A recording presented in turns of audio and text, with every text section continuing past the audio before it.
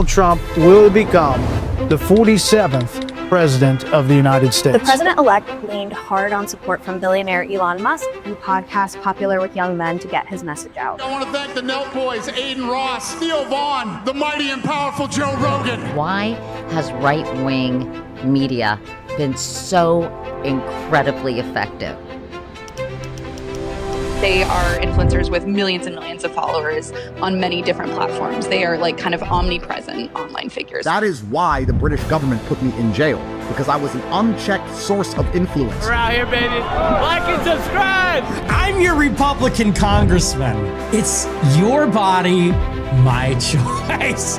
You want to be a rebel, you want to be punk rock, you want to fuck the system, you're a conservative now. Because you're a left-wing hack. This is a Democrat hoax.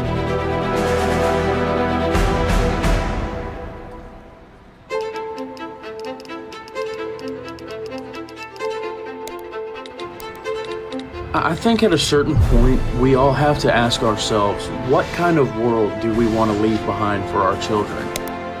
I was like, this is too loud for me to ignore, especially being someone who can directly talk to the people who support it. Can't let them gaslight you. That man did nothing wrong. There's plenty of video evidence from multiple angles showing that he did nothing wrong. These people have rights and they're losing them. And this isn't policy, it's authoritarianism with a fucking spray tan. This thing that is coming, I can't put a name on it, but it is a new era for advocacy and for journalism.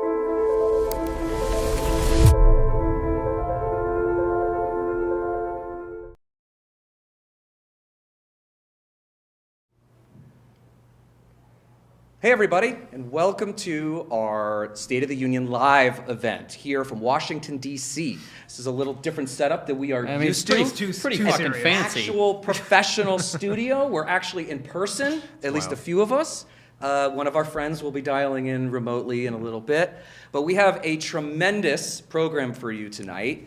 The way this is going to work is that we are going to give you 2 hours of the true State of the Union before the president goes on and lies and says a bunch of nonsense, right? Yes. So we have a mixture of members of Congress. We have members of Congress like Congresswoman Jacobs, who's going to be joining us, Senator Chris Van Hollen, there's going to be more people. Sometimes we're not even going to actually know who's showing up. There's people just going to be coming in. So, you know, the only time I will ever reference Bill O'Reilly in a nice way, we're just going to do it live. And we're going to see how it goes. So that's what you're all here for. And look, like most people who are watching, have no interest in watching President Trump go up on the State of the Union and just lie about everything. Fuck no. But we are going to give you the truth, and then during his speech, we are going to be joined by, I believe, Good Trouble. Yep. And Alessandra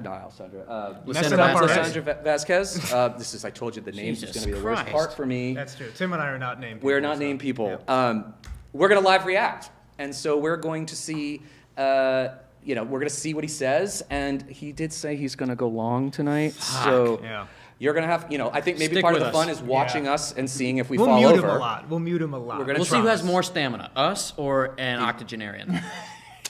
I'm gonna bank on us. I'm banking on us. I think we're gonna do it. Yeah. So anyways, we're gonna have 5 panels. We're gonna be talking about affordability, ICE, the illegal occupations of Minneapolis and things like that. We're also going to be talking about how Trump is destroying America's reputation abroad. So there's going to be a lot here. So we're going to get started in just a second, but I'm just going to do just a little pitch for if you want to drop a super tip or you want to buy a membership, please help support us. Obviously, we didn't do all this for free, but we had a lot of great partners, a lot of great folks like the folks at the DNC, the folks at Act Blue, and some other places. We're just really, really, really happy about this, and we're really excited about all of the amazing people that we're going to be joined with tonight. And we're going to try, if you want to ask questions, we will have somebody checking them to see if we can ask them in real time. So you can just do that in the YouTube chat to the right of the screen if you want to. And otherwise, we've got probably 5 hours together, folks. Oh, so fuck. You're going to hate us by the end of it. I think I'm on for the entirety of this. you guys will be coming in and out. If you make it. So you can have a game and see if I will fall over after 3 or 4 hours, or if I make it. You know. And I have faith in you, Tim. Yeah, I'm betting. I think I'm going to be okay. I think I'm going to be okay. You're right. So, and then obviously, like right before we're going to get started in just 1 minute, you just saw a video of ours launching our company, Find Out Media. And our goal is to create content for folks to hopefully show them that there is a space for them on the left in the Democratic Party, whether they're moderates, leftists, progressives.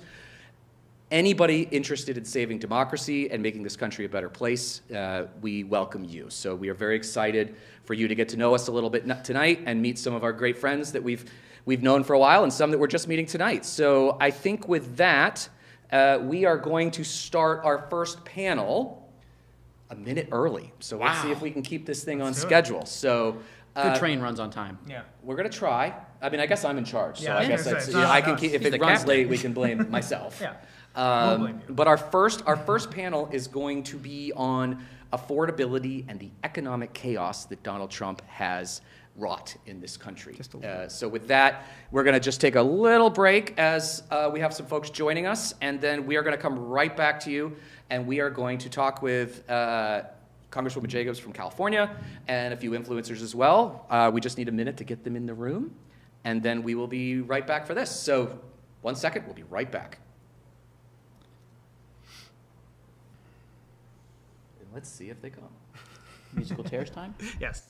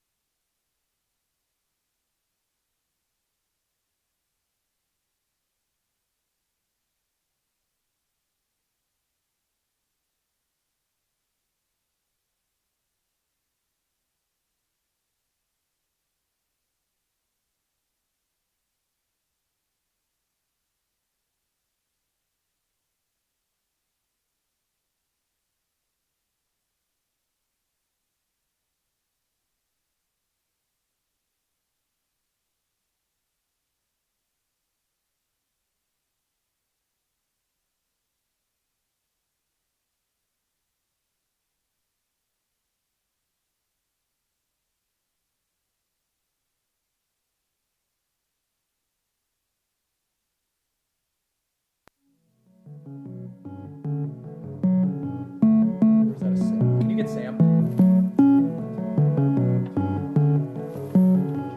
Oh, they are going to turn it on. Okay.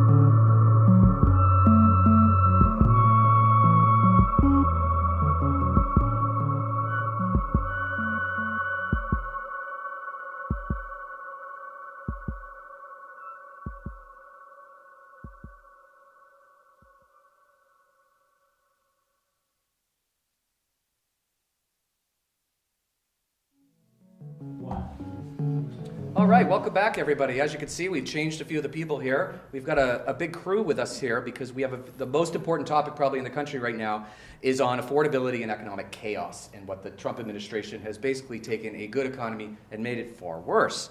And we have an expert group of panelists here to talk to you about that today. First, we have Congresswoman Sarah Jacobs from California with us. We also have Ethan Kelly from Let's Talk Elections here. We have Alex Jaquez? Jaquez. Okay, you are the head of policy and advocacy at Groundwork Collaborative. So, Congresswoman, I want to start with you. Is there anything that Donald Trump could say to you tonight that could convince you that he actually cares about affordability? Oh, what a good question. I mean, first of all, he could acknowledge that it's an actual issue instead of just a Democratic hoax. And I'll be honest, like, I actually had a lot of, I don't want to say hope, but like, I thought maybe like some of the things he said on the campaign trail around building more housing, around being the fertility president and making IVF more accessible, like those would be great things that I would love to work with his administration on. So I guess maybe if he actually talks about those and how he's actually going to do them, but I don't think that's what we're going to hear. No, and just to follow up too, have you seen anything that he has proposed to date that is actually addressing affordability? No, and in fact, the tariffs are actually making everything more unaffordable, right? Like, and once even this Supreme Court said that it was illegal, and so now he's trying another way to impose the tariffs. Like, it's terrible, and the chaos is very bad for our small businesses and for prices. Right, exactly. And Ethan, I'm curious to get your take too. Like, you know, everybody in the country talks about affordability. It was a big issue in 2024. You know, it's baffling to me that Donald Trump hasn't actually put together one single proposal to deal with affordability. I mean, I think the president won his last election on affordability, as you mentioned, and it's something that everyone is thinking about this midterm cycle. And I think the president is going to have to be, you know, rushing to get something through Congress this upcoming summer if he wants to actually address it. I saw a data point from Fox News they just put up, having him down 18 on the economy nationwide.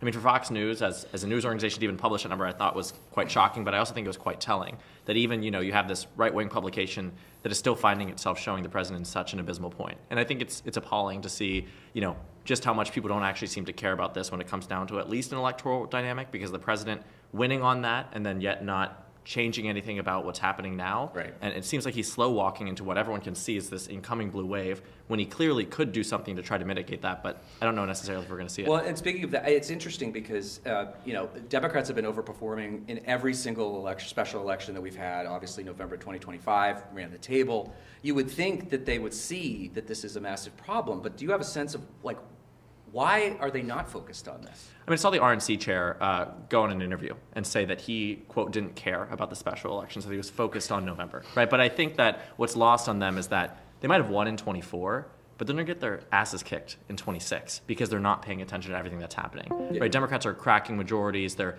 flipping seats. They just flipped that seat out in Texas, and they seem to be very scared about what's going to happen in Texas this November too. And they have good reason to be scared because voters are angry. And again, I just think that there's this sense of complacency because they have the majority, but voters are clearly pissed off. And if they don't react, they're going to get wiped out. Right. And Alex, everything that he has laid out seems to be doing the complete opposite of what he's promised, which is to lower prices. Tariffs are essentially a tax, a regressive tax in many instances, hurting poor and working class Americans more. Have you seen anything as a policy expert that, you know, obviously must be studying this daily? Like, what are their plans for addressing the affordability crisis? So it's been a year. Donald Trump, as Ethan mentioned, got into office claiming and promising to lower prices, not eventually, not a little bit, but on day one. Not slow the growth of prices, but bring them down. At the grocery store, rent, utilities, energy, everything. And I think what we're seeing right now is a president who's just simply flailing at all of those. We're looking across the board at the hard data. GDP growth is slowing than what it was in 2024 under President Biden. Jobs, the labor market has collapsed. We're adding only about 15,000 jobs a month, and inflation isn't going anywhere. Those prices are still staying high. Right. Utility prices, I'm looking at in particular, up near 10% year over year. These are the prices that people are mad about, that they see every single day, and that's why we're seeing some of the worst consumer sentiment that we've tracked ever And so I think, he's flailing around right now. He is putting forward things that used to be progressive or democratic ideas, banning investors from buying up single family homes, capping credit card interest rates at 10%. All democratic ideas, for the record. To be clear, Yes. Nobody believes he's going to do them, including his own party in Congress, who are kind of laughing these ideas off and not taking them seriously. So right now, he's kind of grasping at straws, anything he can do. But as the Congresswoman just mentioned, the number one thing he could do is stop the chaos, stop the tariffs right now, and sit back and reassess a little bit. But instead, after the Supreme Court decision, right ahead, hours later, 10% tariffs across the board on all of our trading partners. Yeah, it's wild that after his own Supreme Court, including 2 justices that he put on the court, ruled against him in this. I think he tried to say that, it was the liberal justices, but there are only 3 of them, and there were 6 of them that voted to said that he had no authority to do this. And I know this newest tariff, I think, has an 180-day expiration or something like that. Yeah. So there's going to be no stability in the marketplace because we're just going to be wondering what's happening next, right? That's what the market loves, right? Is instability. Yes. Yeah. That's what the business leaders always tell me. Right. It's econ policy as taught by a felon. Yeah. And now they got $175 billion was collected between April and right now. All the businesses are going to have to sue individually to get that money back if the Trump administration doesn't streamline the process. Trying to get your money back, trying to navigate the new tariffs, not good for investment. Not to mention all of the things he promised that money was going to pay for. And so they've already blown up the deficit with the one big ugly bill. And now he said this revenue is going to be paying for a lot of these things, then it's not going to. Right. And so, Congresswoman, I go to you because I think I've heard some Democrats talk about this, but on this issue of giving the money back to the consumers, this was a tax on the American public, as much as they lie about it. What are the odds that people are actually going to get any of that money back? And what are the Democrats' plans to hold them accountable to do just that? Well, that's such a good question because, actually, I think if we did nothing, the most likely scenario is the businesses get the money back and put it in their own pockets. Right. Precisely. Right? And so we are working hard to figure out what we can do from Congress to actually ensure that that money goes directly back to the consumers who actually paid the tax. Because we know that left to their own devices, these big corporations are going to pocket the money and then they're going to keep prices high because we've already shown that we're willing to pay them. Right. Right. No, that's great. I think it's a good point about making sure that Democrats retake the House in November, because then with a majority, and hopefully also in the Senate as well, that could be something that we could force the president into. Because that's exactly right. Otherwise, you're exactly right. The businesses are just going to take it, which are what his big billionaire donors want from him. Luke, I want to turn to you as somebody from the middle of the country. Sure. Have you seen any of your prices go down? No, not a one. Yeah, and you are in a red state. Correct. Have you heard from folks, your friends, family, about these prices, that some of these people who maybe actually were Trump supporters not being very happy about this? I mean, primarily where I hear it is at the gym. Mm-hmm. I mean, big thing in the gym is you got to eat a lot of protein. Yeah. Right? Protein is fucking expensive right now. Yep. Yes, it and is. every single one of them looks anywhere else to blame than the guy that they voted into office, which is depressing because he's directly to blame. But they don't want to say that. Right. Which is unfortunate. Yeah. Well, I think the price of beef right now is through the roof, right? Yeah. I mean, it's just, I think some of these things we gave Argentina loans to bail them out, and also, and then also because of our trade wars, that people started buying things from Argentina. It's just this backwards thing. And this shows you how good I am at doing lives. I completely forgot that one of our good friends is actually with us remote. Elizabeth Booker Houston is with us. I'm so sorry, Elizabeth, that I completely missed you. Can you hear us okay? Can you guys hear me? Yes. Yeah. Yes. So I'm sorry, I was going on, and I completely forgot to actually look at the camera, which shows you what a professional I am. But Elizabeth, tell us what you are hearing about issues of affordability, because you talk to people across the country all the time. You're a very large content creator. You're engaging constantly. What are people saying to you? They're broke. Yeah. Yeah. Yeah. Everything costs too much. Nothing's gone down. Wages are not going up. Prices are going up. Nobody's fixing it. Yeah. And, do you think, I'm going to ask you the easiest softball question in the world. Do you think that Donald Trump is going to say anything tonight that will actually address the affordability issue? No, not at all. I don't think he's even going to touch it. I don't think he's going to talk about a lot of things. I'm sorry, say that last part again? I said there's a lot of things that I don't think he's going to talk about. Yeah. Yeah. What do you think he's going to talk about tonight? Himself. I think that's true. We had a joke about what was the over-under on the amount of times he's probably going to say Biden? I got $2. He says Biden more than 15 times. Okay. What do we all think? 15 times? Do you think he's going to do that? Over Easier. for sure. Exactly. I think he'll say the previous administration. Yeah, not the yeah. I don't know if he'll say the word Biden. That's a good call. Elizabeth, 15. I'm going to say like at least 20. Okay. Right. I'm actually going to say under, just to be contradictory. Okay. I The outlier. I don't know. I mean, like, part of me, like, yes, it makes sense because he wants to blame the previous administration for all of the things that he has broken himself. But I also think that, like, I think people are realizing that that is just a lie and that it is not reality. And, like, yes, the prices were expensive in 24 as well, but things have only gotten worse. I mean, the fact that he put a 15% tariff on pretty much every good coming into the country, which is essentially almost everything we buy, like, he has taxed the American public more than any president in, I don't know. No, You're the Tim, boss of the generation. No, Tim, like, he told me that the other countries play the tariffs. Right. Yeah, how's that working out for us? Not very fucking well. Yeah. Well, someone asked me earlier today if I had to have a drinking game tonight, what it would be, and mine would be the word golden. Golden Be age blackout America, by the end of it. Right. I don't think any of us would survive that. I don't think we can play that game. Straight to the hospital. That's just the ballroom. Yeah. Just talking the ballroom. We could talk about the gaudiness of everything that he does. But yeah, no, I mean, I don't think he's going to say a single thing. I think he's going to say we have the greatest economy on earth, which I just don't know how anybody with a straight face can say that. He's definitely going to blame trans kids for everything that's happening somehow. Right. I think Donald Trump is constitutionally incapable of taking blame for anything. Right. And look, I was in the Biden White House. We were faced with a similar situation where we were trying to tell people the economy was doing well, and we're pointing to numbers that showed that things were recovering. And what people told us was that my prices are too high. Yep. And they didn't want to hear that things were going well if you just look at the numbers or you just look at this and that.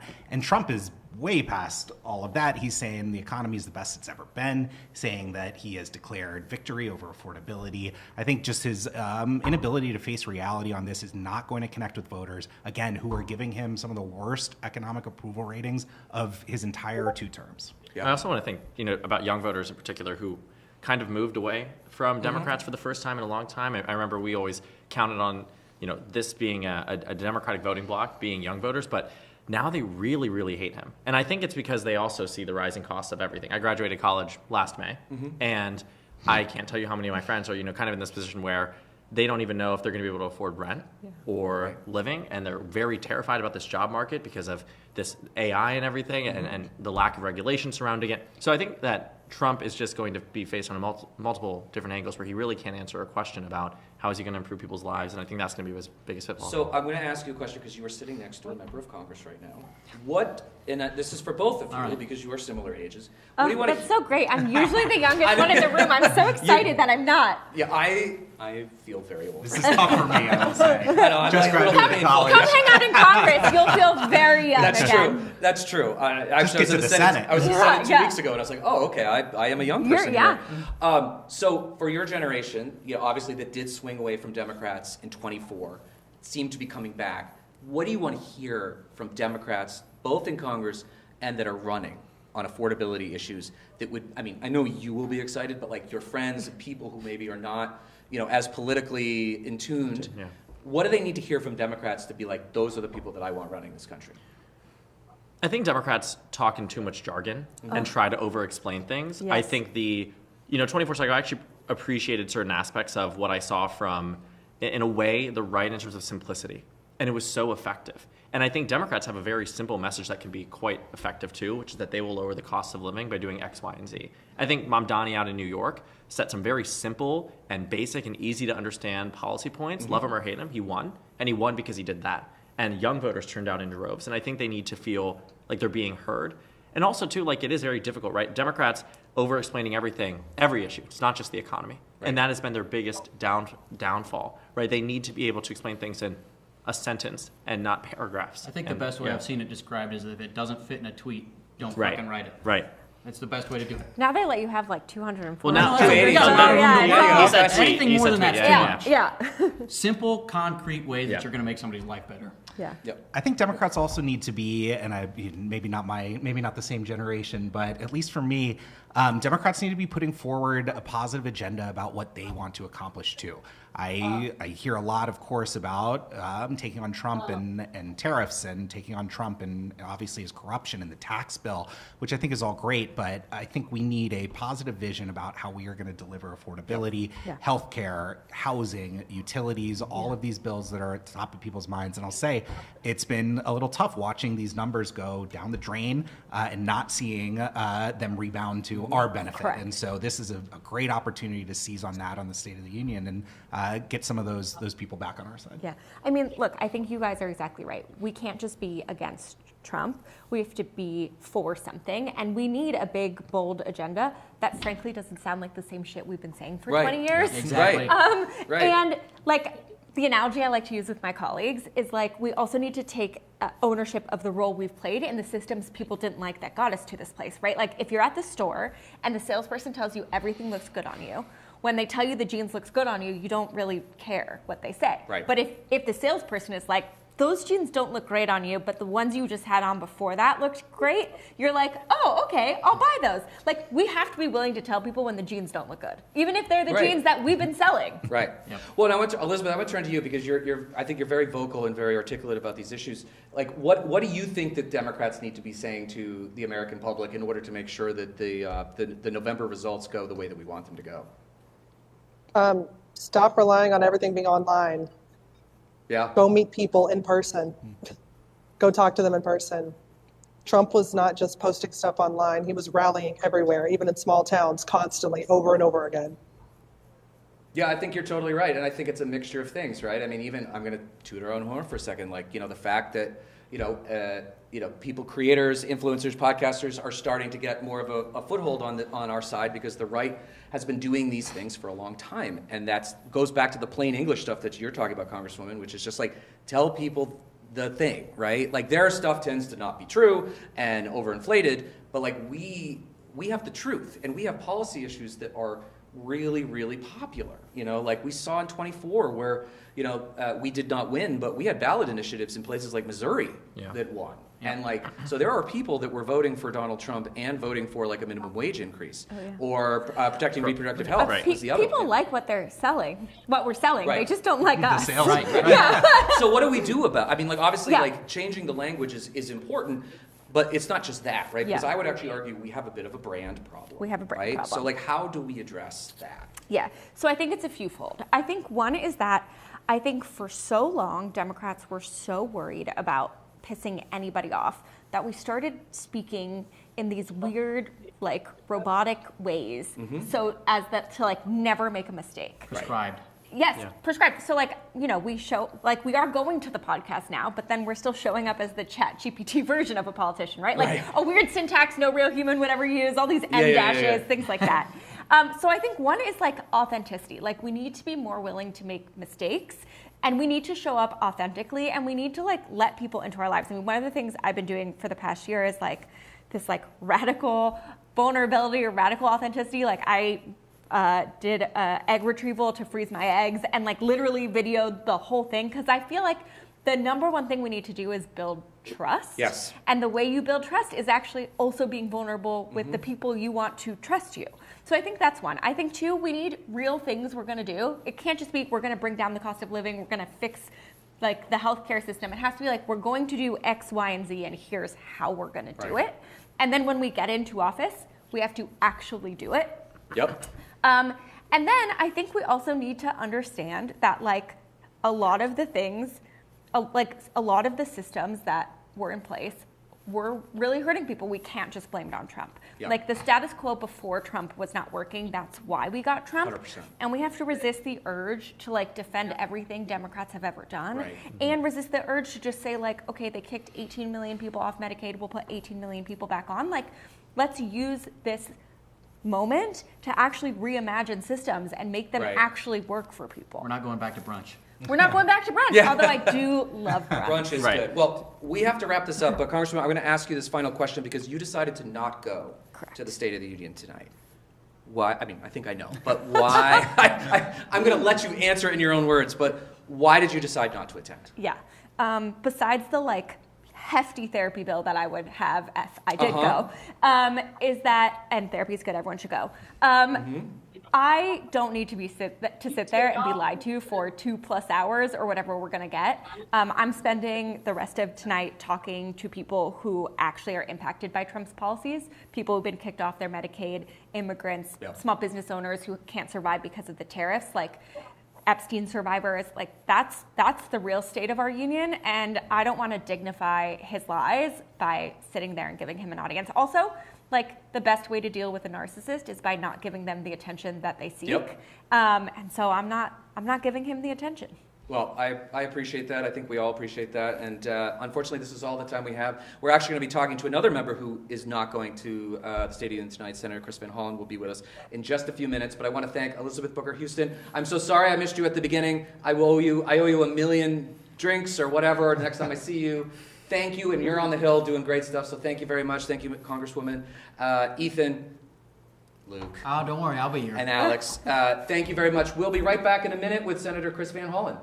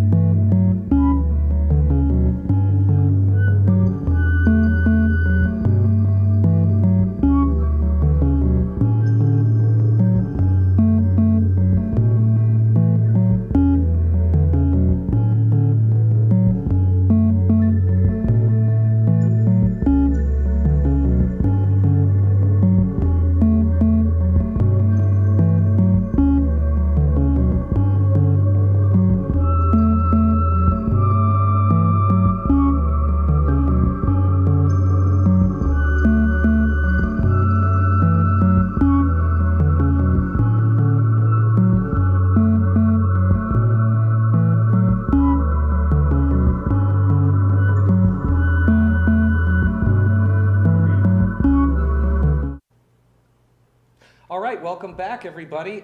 We are moving on to our next panel. We are very fortunate to have Senator Chris Van Hollen from Maryland with us for the next few minutes. Senator, thank you for joining us tonight. Great to be with you. Yeah, as we wait for the countdown here. Right. Yeah. We were just joking about how long the speech is going to be tonight, and you actually decided to not attend, and we would love to hear why.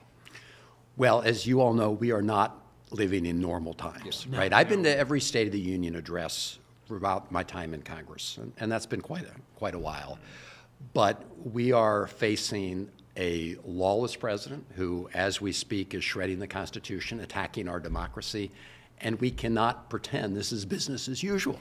And I'm sure the president would love to have me sitting in the chamber while he lies and lies and lies to the American people and not be able to say anything. So I've decided instead to go to the people's State of the Union address, where there are people who actually believe and want to fight for our democracy. Yeah, and so for those who don't know, our friends at Move On are also doing an event that I think starts at 8 o'clock or 8:30. So if you have two screens, you should watch both of them at Don't the leave same us, time. though. Don't leave us, but Just do make both. sure it's both up. But Senator, and we also, I want to make sure people know, like, you met with a small group of creators last week, and we just really appreciate that you understand the power of these types of things.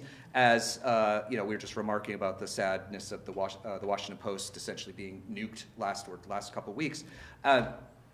So these are the best ways to get your message out. But tell us, like, we asked Congresswoman Jacobs the same question. Has Donald Trump ever put forward a proposal that would actually lower prices? No. Do you know why? No, but I mean, it's a good question because, of course, during the campaign, he said on day one he was going to lower prices and lower costs. And since then, he's done the opposite, right? I mean, not only is he not focused on that, but costs have gone up, right? He had his tariff tax. And by the way, everybody should be asking for their $1,700 refund because it cost all of us across the country that much money.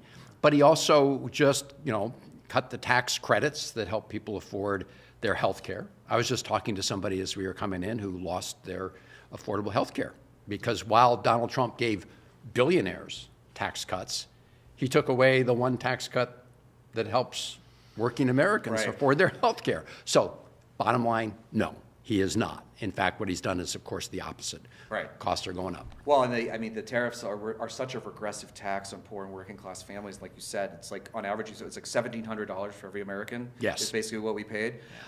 So there's been a lot of talk of like what happens now that the Supreme Court has ruled, his Supreme Court has ruled that those tariffs were unconstitutional and illegal. How are we, like, do Democrats have a plan for getting that money back? What's the next step with that? Because we know he's not going to do it. So, what's the plan? Well, the first play is to get the American people to say, we want our money back, right? You stole our money. I mean, it was taken illegally, right? I mean, the Supreme Court said this was illegal. He snatched the money. Exactly. He's got a slush fund. It doesn't belong to him. It belongs to the American people. So, number one, give it back. Give us our money back. We've also introduced legislation, Senator Wyden and I and others, to essentially accomplish that goal. I don't know what Donald Trump's going to say tonight, but I doubt he's going to be returning the money he stole. Not a refund speech. He likes the slush funds, but we're going to keep pressing. And I think the American people need to keep asking for their money back. Yeah, no, I mean, it's crazy. I mean, he won in part because he said he was going to fix the affordability crisis, and he has literally done the direct opposite. He's used tariffs as a weapon. Tariffs as a weapon. Yeah. Have you, so obviously you are from a pretty blue state, but you have sections of Maryland, especially in the West, that are more conservative. Are you hearing from people that maybe didn't vote for you or vote for Vice President Harris that, like, they have had it? Because it feels like there are starting to finally be some cracks in that MAGA movement. We're seeing polls of him at 35, 36%, which is just horrendous for him. Yeah. Are you hearing that from people? I am, including in the redder parts of the state of Maryland. And let's remember that while he may talk about affordability tonight, it was just a few weeks back when he said, this affordability crisis is just a hoax. It's going to take a year for the economy. It's a hoax. Yeah, exactly. So we know what he really thinks. So whatever he says tonight is just BS, pretending he cares. And I'm sure he'll trot out a lot of proposals that sound nice. He did that at his last State of the Union address. But to your point, a lot of people who voted for him are saying, he promised us lower costs. Right. He promised us a more affordable America.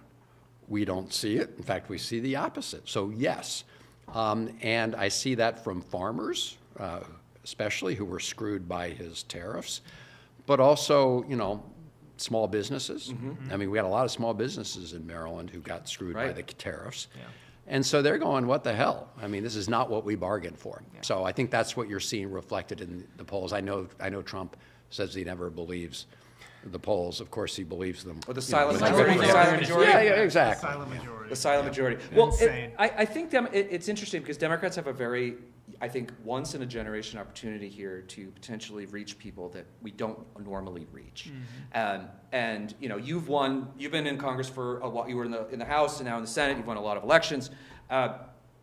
How do we reach out to some? I mean, I don't think the hardcore MAGAs is not who I'm talking about, but the people who were like, I just want my groceries to be cheaper, or I don't want to be saddled with all of this debt. What's our opportunity to reach those people and tell them that there's space for them on our side of the aisle? Yeah. So I think that is the critical question for us, because while it's true that Donald Trump's popularity is low, it's also a fact that people are not embracing the Democrats as a party. Okay. Right. And so people like me and Democrats should not be overly joyful, because people don't really think we're meeting the moment either.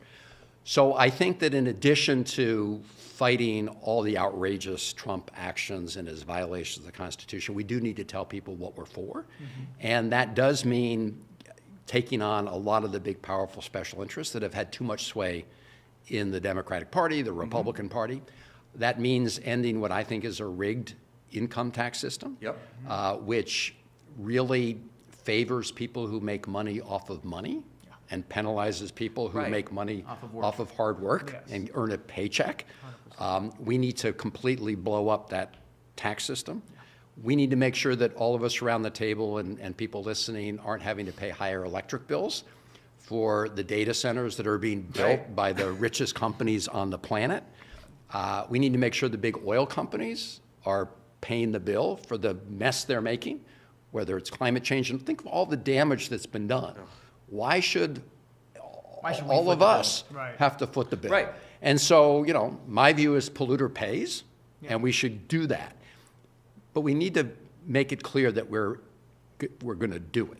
We're going to actually have the political will to do these things. And when it comes to AI, we need to make sure that, people aren't, left on the streets. We need to make sure that we provide people the dignity of work. So there's a lot that we need to say to the American people that we will do. And finally, I will just say, with respect to our political finance system, we need to fight really hard to get rid of Citizens United, and we need to get rid of secret money in politics. I mean, this is why the midterms matter so much. Yeah. We actually will have leverage at that point to just make him have to listen to some of this stuff. There's no question about it. Yeah. I mean, the midterms are going to be essential, and, you can't take anything for granted, but the good news is when, the president's popularity is so low, and the Republican Congress, as you know, has just been a tool of his, right? So their popularity is low too, right? I mean, these guys have contracted out their votes to the President of the United States, right? He says jump, they say how high. So I do think all the momentum right now is in favor of Democrats. Don't take anything for granted. Run through the finish line. They're going to try and cheat. We know they're going to try and cheat. But then we get to 2028, and that's where it's especially important that Democrats provide a vision for how we are actually going to stand up and fight for working people. Well, I think you did something a few months ago that at first I think people, you kind of got chided a little bit when you went down to El Salvador to speak with Kilmar Abrego Garcia. And a lot of people are, why is he doing that? This is all theater. But I think what you showed was that this is what people want. People want action. They don't want their members, senators in particular, to just speak, do the CNN thing, and then be like, well, I'm in the minority, I can't do anything. Like, what would your message be to other Democrats about that? Because basically, I think what you did was you actually shined a light on that and got him out of there. Yeah. Why are Democrats reluctant to do those things? Because it seemed like an obvious thing, but that was not a very popular thing when you initially decided to do that. It wasn't with the political pollsters, right? They were all kind of finger to the wind. We really shouldn't be talking about these issues. I just got mad because this was a guy who was, I got mad. You know that old movie, Don't Date Me, where the guy's jumping out the window, we're saying we're mad as hell. We're not going to take it. Yeah. But, there was this guy, Kilmar Abrego Garcia. He's driving in his car with his 5-year-old son who has autism. And federal agents pull up, they snatch him, and the next thing we know, he's in CCOT, which is this notorious gulag that is known for torture, right? Yes. And so the Trump administration's reaction was, oh, we made a mistake, but you know what? He's never coming back. Right. Made a mistake. So, I got really mad. I said I wanted to meet with President Bukele, who's the president of El Salvador, who, by the way, calls himself the coolest dictator. Yes. I've seen the videos. Yeah. So he was in Washington. I said, I want to meet with you because you guys just took this guy and are locking him up and colluding with the Trump administration to deny his due process rights. And they said no. So I said, I'm coming down. And I went down, and they tried to block me from going to meet with them in prison. They had the soldiers deployed and turned me around. But I did do this big press conference in San Salvador, and they obviously thought better of what they were doing. So I got a chance to meet him, and I got to call his wife that night and say that he was still alive. He had no idea that the Supreme Court had ruled 9-0. He had no idea that his brothers and sisters in his labor union were fighting for his return. So now we got him back, and his due process rights are at this moment being protected. But I will say that the Trump administration is now engaged in a political persecution against him. Yes. And in fact, there's going to be hearing on this. But you're right. At that time, people said, oh, don't do it. And my view was, his constitutional rights are being violated. Yeah. Right. You're next, you're next, you're next. Yep. We're all next. We're all in this together. First they came for. And so after that, if you actually look at Trump's approval when it comes to the Constitution and some of these treatments of immigrants, it did begin to go down. And of course, with Minneapolis and killing American citizens and calling them domestic terrorists, nobody likes that except for the hard core. So we're running a little behind, and I know you've got another event to go to. I'm going to ask you one final question. So it is looking more and more like Democrats have a real possibility of taking back the Senate in the fall. Yeah. We're seeing good numbers in Maine. There were some polls that showed both Graham Plattner and Janet Mills leading Susan Collins. I'm a guy from Maine, so I was very happy to see that. And I have been screaming forever that she's not a real moderate. If Democrats retake the Senate, can we expect you all to drag the Trump administration in for hearing after hearing about all of this insanely illegal stuff that they've been doing? Yes. Great. Yes, and yes. Look, trying to give you a short my view is we've got to hold people accountable. Yes. Yep. We cannot allow people who have been involved in this massive law-breaking scheme to simply just skate off. They need to be held accountable. They need to be hauled in front of Congress. I also think they need to be held accountable in the court of law, as well as in the court of public opinion. Let me just say this. My guest at the People's State of the Union address is a incredible research scientist from NIH who spoke out because when they brought in Elon Musk with his wrecking ball, they endangered people who were part of clinical trials that she was responsible with. So she spoke out. She's been retaliated against. But these are the kind of whistleblowers, like the people in Minneapolis, who give me hope. And when history looks back at this moment, it's going to be shame on the law firms and the universities and the corporations that bowed down and caved to the bully. Yes. And the people who will be remembered are people like this NIH scientist who, at sacrifice to her own career, was willing to speak up. Like the people in Minneapolis who get out there every day with their cameras to reveal the lies and to protect their neighbors and to blow the whistle on all this wrong. Yeah, there's been a lot of really amazing people that we've seen and heroes that have stepped up in such a dark time. But Senator, and thank you for getting out the word, because as we were saying earlier, when you've got the sort of legacy media essentially dominated more and more by the corporate interests, we need to go directly to people. We're trying. Well, we appreciate, like I said, the senators spent, I don't know, an hour with us last week talking about like how we can get more members of Congress to be participating in these creator events, because obviously like these are the things where like people are watching, like people who are disgusted at the Trump administration but want to hear what are the things that we should be fighting for come November. And I think you're one of the shining examples of that. So thank you very much for joining us. We know you got to go over to the Move On thing. Thank you again. And we'll be right back with our next panel, which will be all about ICE and immigration. So just bear with us for a couple of minutes. We'll be right back.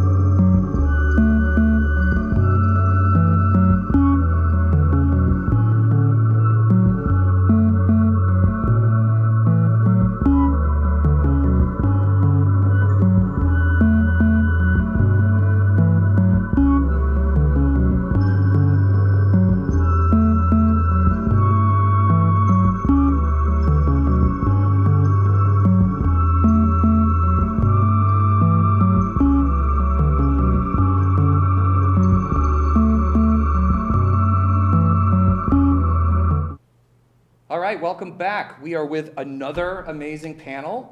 We are being joined by Congressman Maxwell Frost. Congressman, thank you for being here. And a group of people who have more followers than I could ever dream of. We've got Good Trouble with us, which you probably know from TikTok.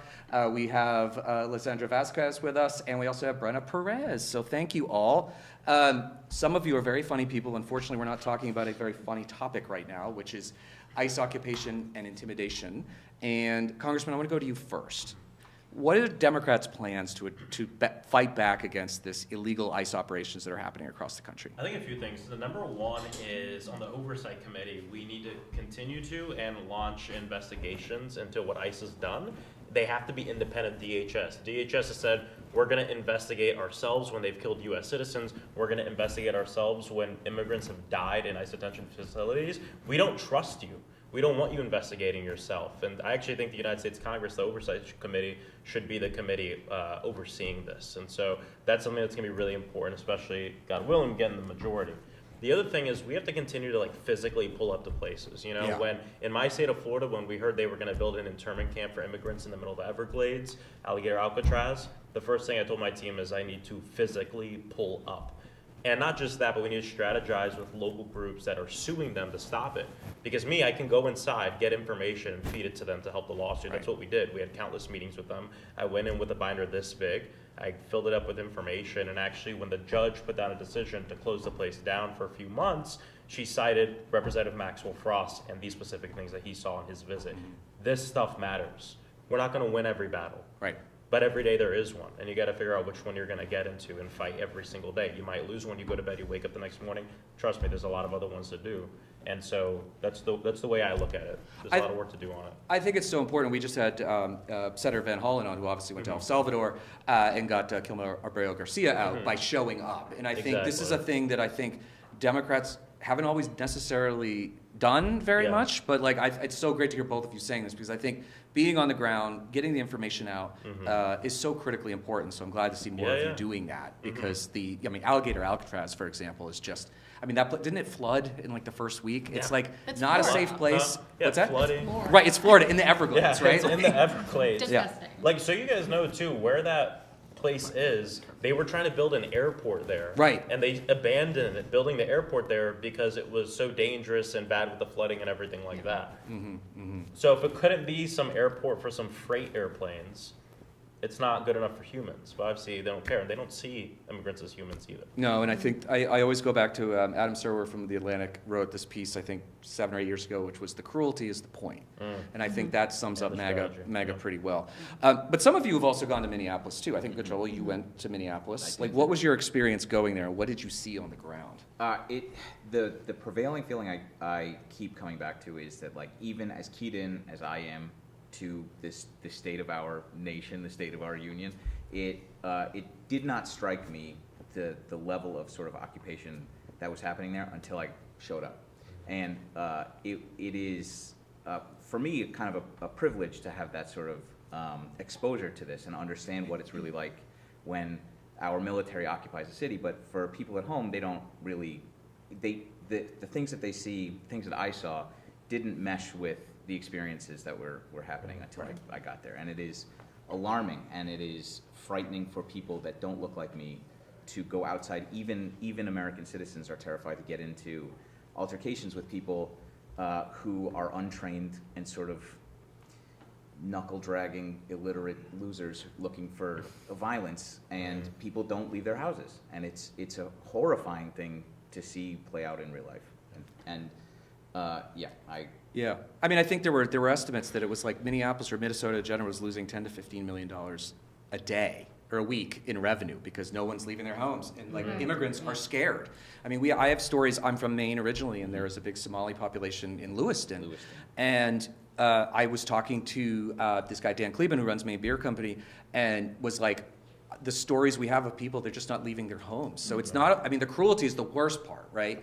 But we're also damaging our economy at the same time. It's just like absolute madness. So, well, people are setting up underground food banks, right? Like, because of that, and you guys helped with one and fundraised for it. What was it, 300,000? Something almost like that. 300,000. Stood up a food bank, but it's one of hundreds that people are engaged with because they need to feed their communities, and they're just standing up and doing it, which is... The organization in Minneapolis has been really remarkable from what I've seen, and Brenna also went. Yeah, and to that point, like, showing up and being there isn't just about the altercations that people are saying and that really go viral.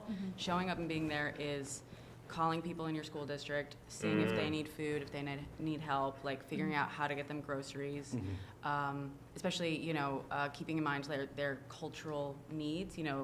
I spoke to some people that were like, yeah, we're finding out, like, what specifically do you eat usually, that, like, what is specific to your culture that you need at home to feel like at home, that you're cooking like home cooked meals and it's normal and it's not scaring your children.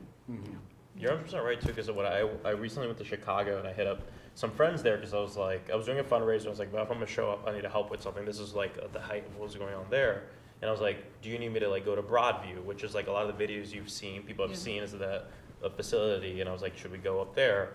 And like almost everybody who's like actually doing the work, like immigrant organizers, was like, dude, we don't need you at Broadview. Like, we want to make sure people don't get there.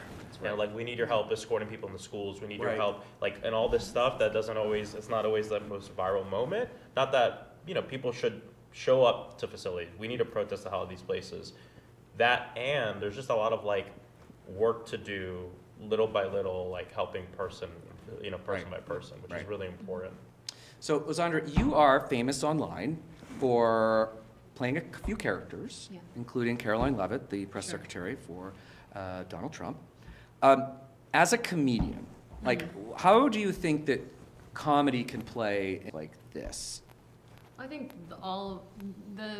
my purpose when I do these, I look at the absurdity of it and just like mirror it back to their faces, because like especially with Kristi Noem, my God, that woman is insane, right? Because she's constantly getting dressed up, she's playing dress up, and then she's putting forth all of these like insane policies, and the ICE agents aren't trained. And so I did a video series with where I was like creating an ICE agent from scratch. So it was like utilizing the Nara Smith of it all, where she's like talking like this, and so I'm like talking about creating an ICE agent from scratch. And then we did like I did a Latino one, and then I did a with my friend Lauren, I had a guest chef for the black ICE agent from scratch, as I should not be making that one. But I know that's crazy. I don't know. I don't know. I'll put that out to the audience.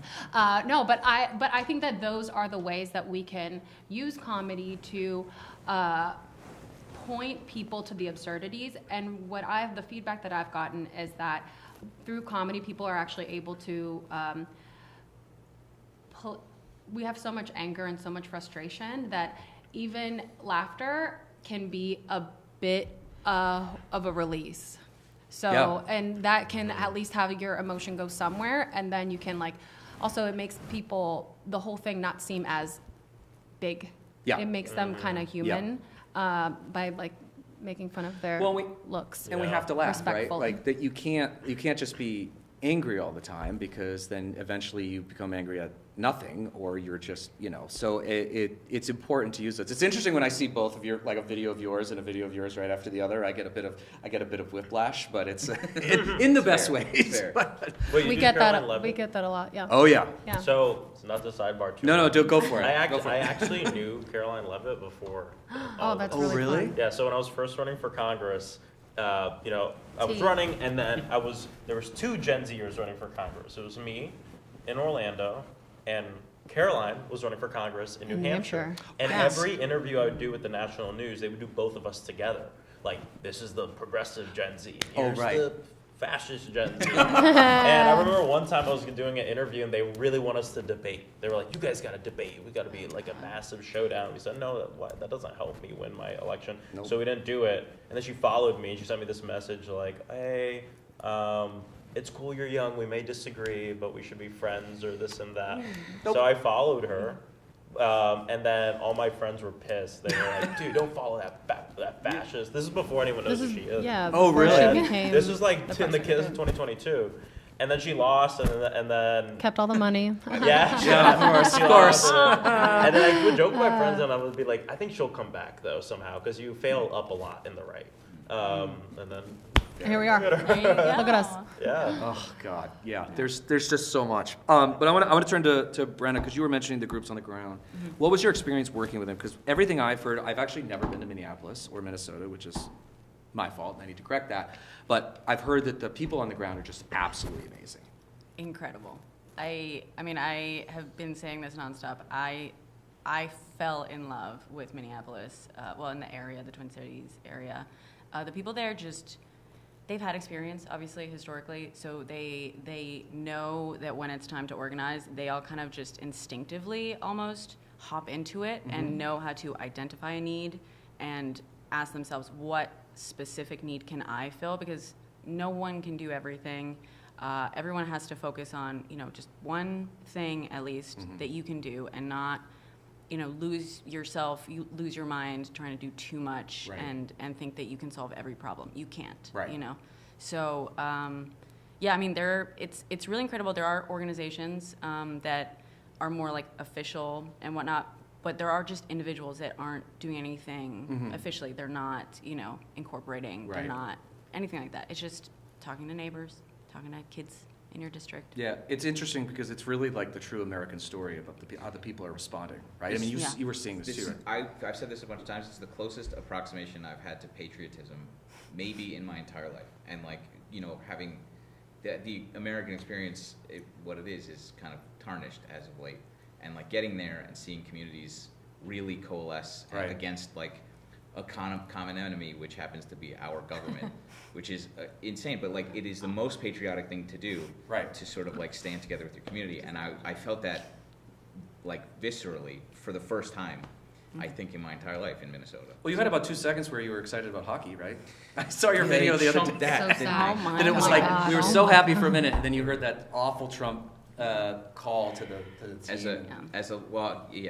Even before that. See, why is our FBI director sitting there? Chugging beers and taxpayer dollars. Can you imagine James Comey sitting in the fucking locker room with these, I don't understand how he got there. What are you doing?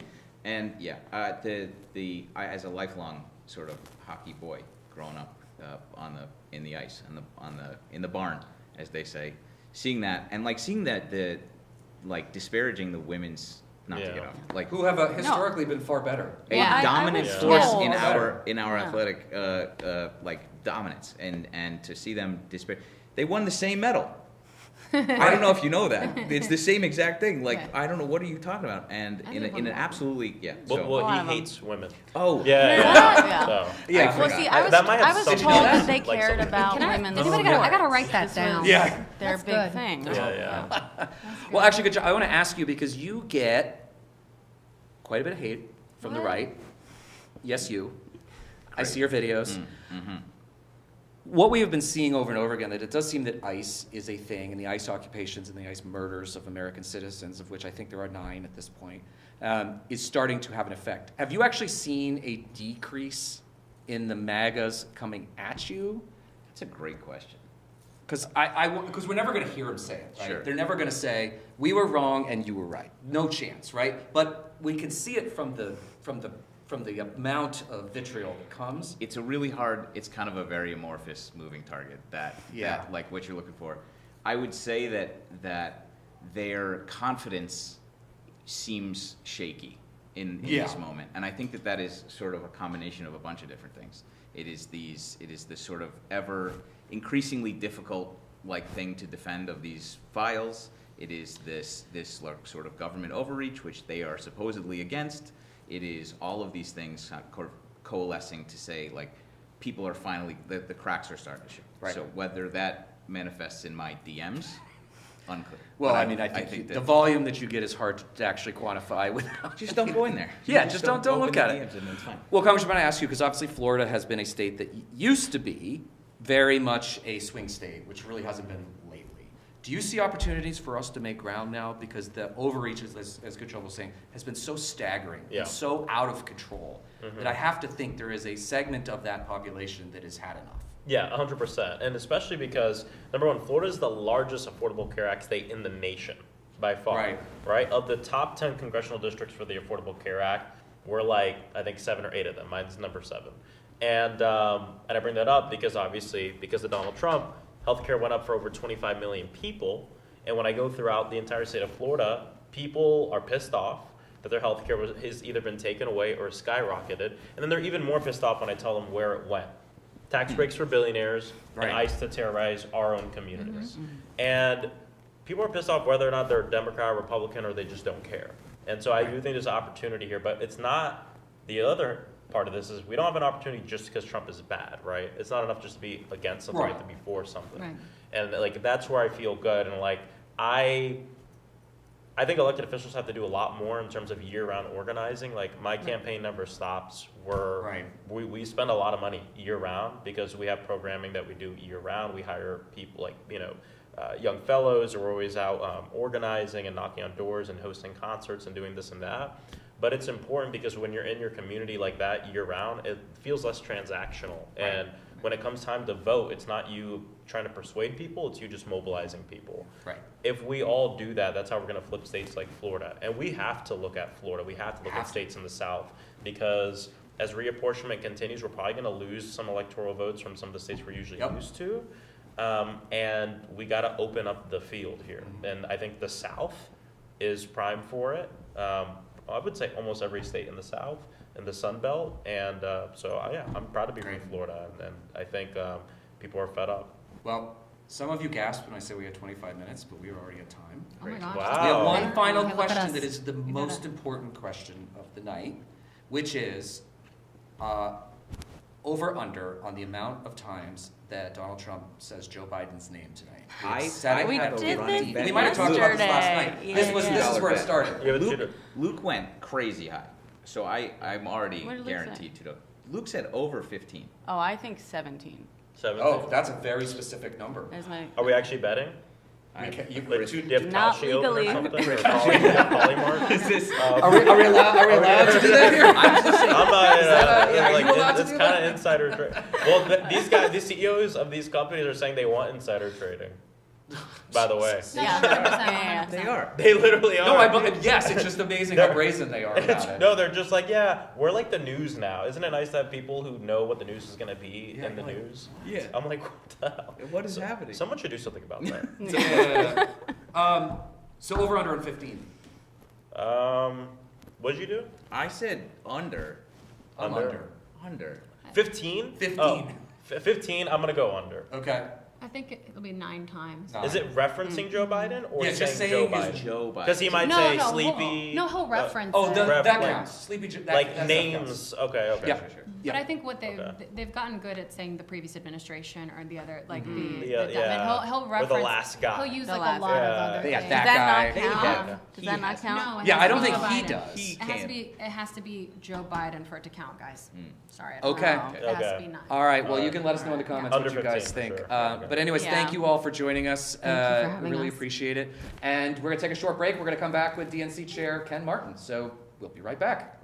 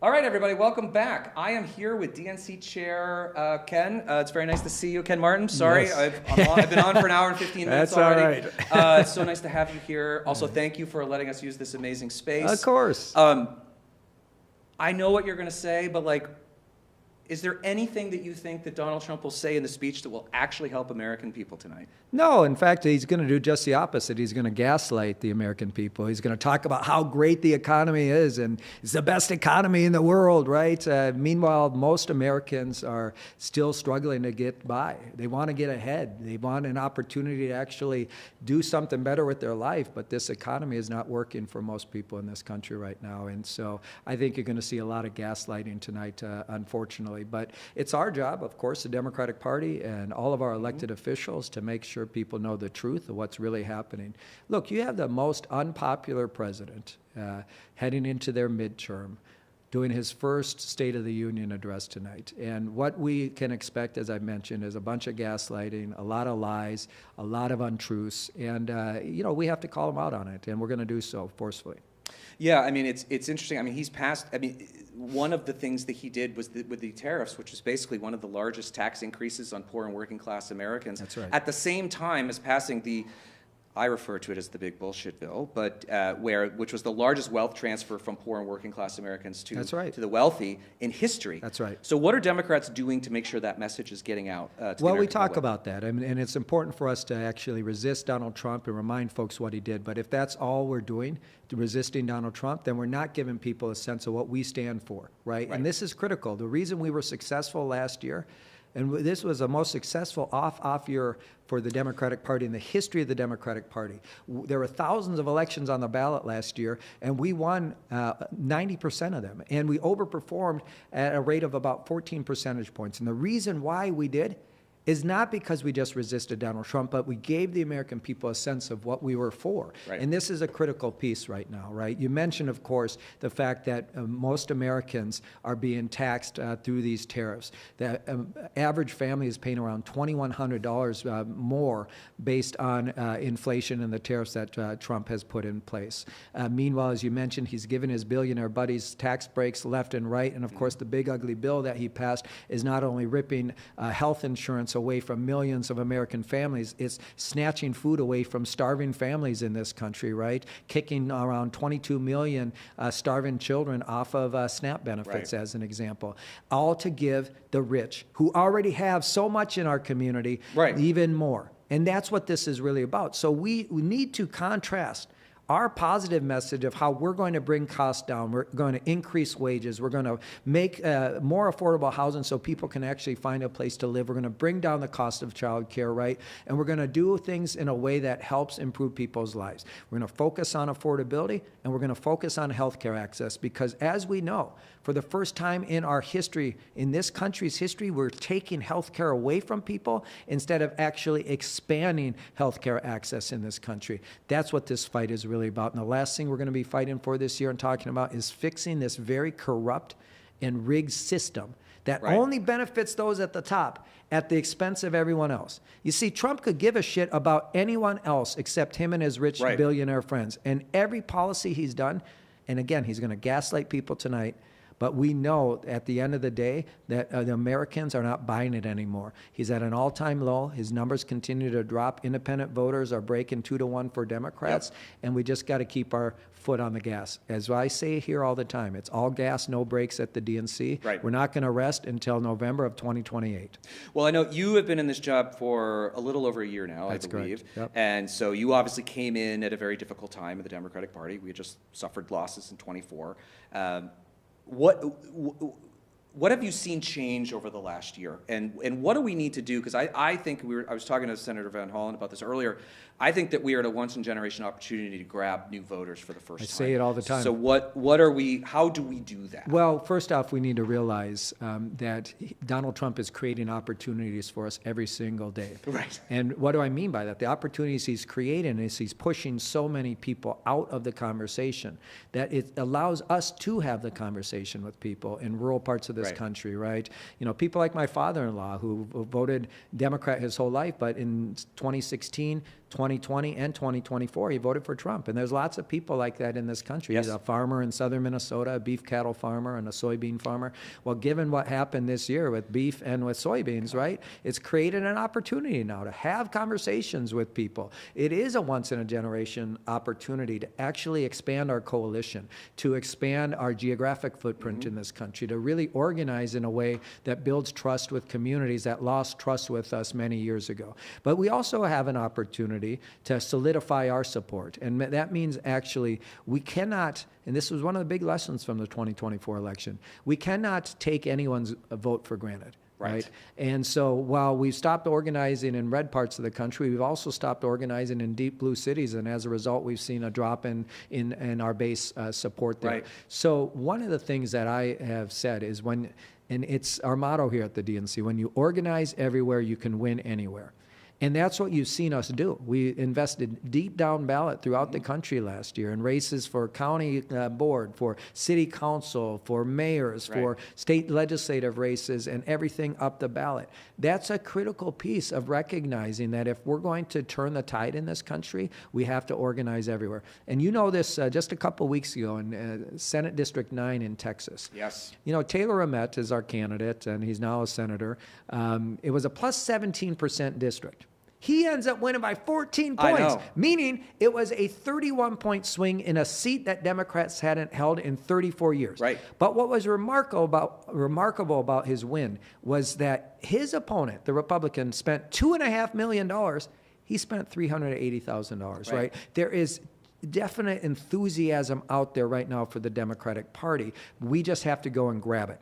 And while there's been swings away from the Republican Party, Donald Trump has lost ground with Latino voters. He's lost ground with working class voters, with black voters that he gained last time, with women. All the coalition he built to win in 24, has completely abandoned him at this point. And as I mentioned, independent voters are breaking our way. However, that doesn't accrue to our benefit unless we go and grab it. Right. We have to go out there and organize. And that's what the Democratic Party's been doing, right? Mm-hmm. You know, look, it's easy to dunk on the Democratic Party and the DNC. Right. It's just sort of a rite of passage. I knew this when I ran for this job. Right. And I'm often quoted saying this, but it's worth saying again. One of the reasons I wanted it to be either myself or Ben Wickler, the chair of Wisconsin, is because both of us were state party chairs. And we knew what the job was and wasn't. This is not a place you come to find glory. Right. This is not a place where you'll ever get thanked, right? Because when you win elections, right, someone else gets all the credit, right? Or whoever, right? And when you lose, you get all the blame. But the reality is this. At the end of the day, this is such critical work, and building the infrastructure we need to help our candidates get elected is the role of the DNC, our state parties, and our local party committees, and that's what we're doing.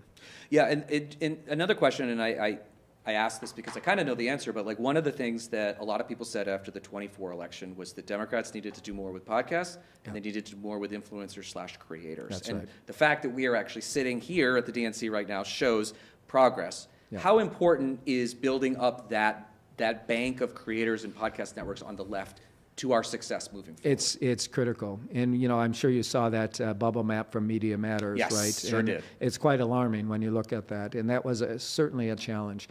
But, if I could back up a little bit, and you know this, in 2020, the Democratic Party and the Republican Party came into the digital era in a more fulsome way. That was the year where we really had to do it because of the pandemic. We had to reach voters, and so both parties come in.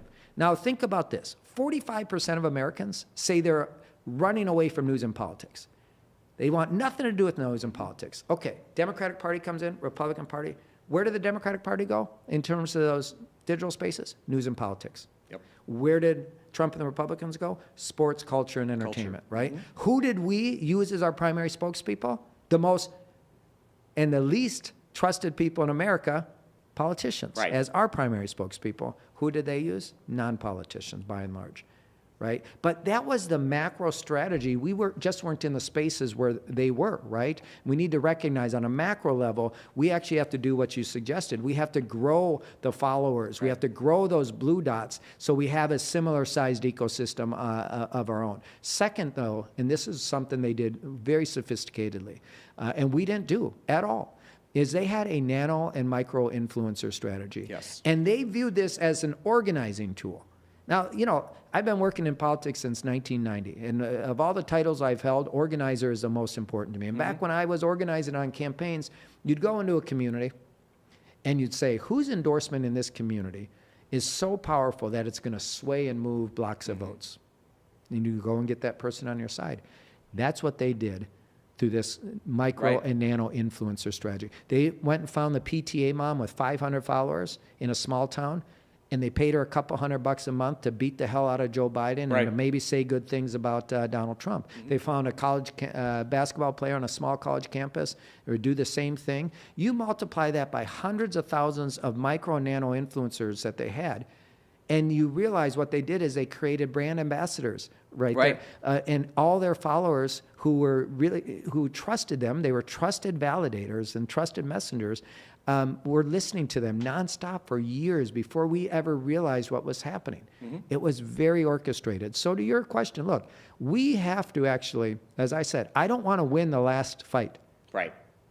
Now we're playing catch up, but I actually want to leapfrog the Republicans. I want us to be actually thinking about what the next advancement in technology is. How are we actually not just competing with them, but leapfrogging them in a way that allows us to actually communicate more effectively and to reach more voters.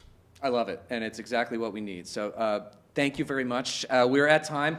We have so many more people to get to, but Ken, thank you very much, and thank you for all your support. Thank you for the space. And, anytime. And come back and use it, please. That's we definitely will. And I promise you, we will not stop until we are a big blue bubble right the same size as Joe Rogan. So we're going to do it. That's awesome. Thank you very much. Thank you, guys. We're going to take a short break, and we're going to come right back with, I believe, our Epstein panel. So we'll be right back.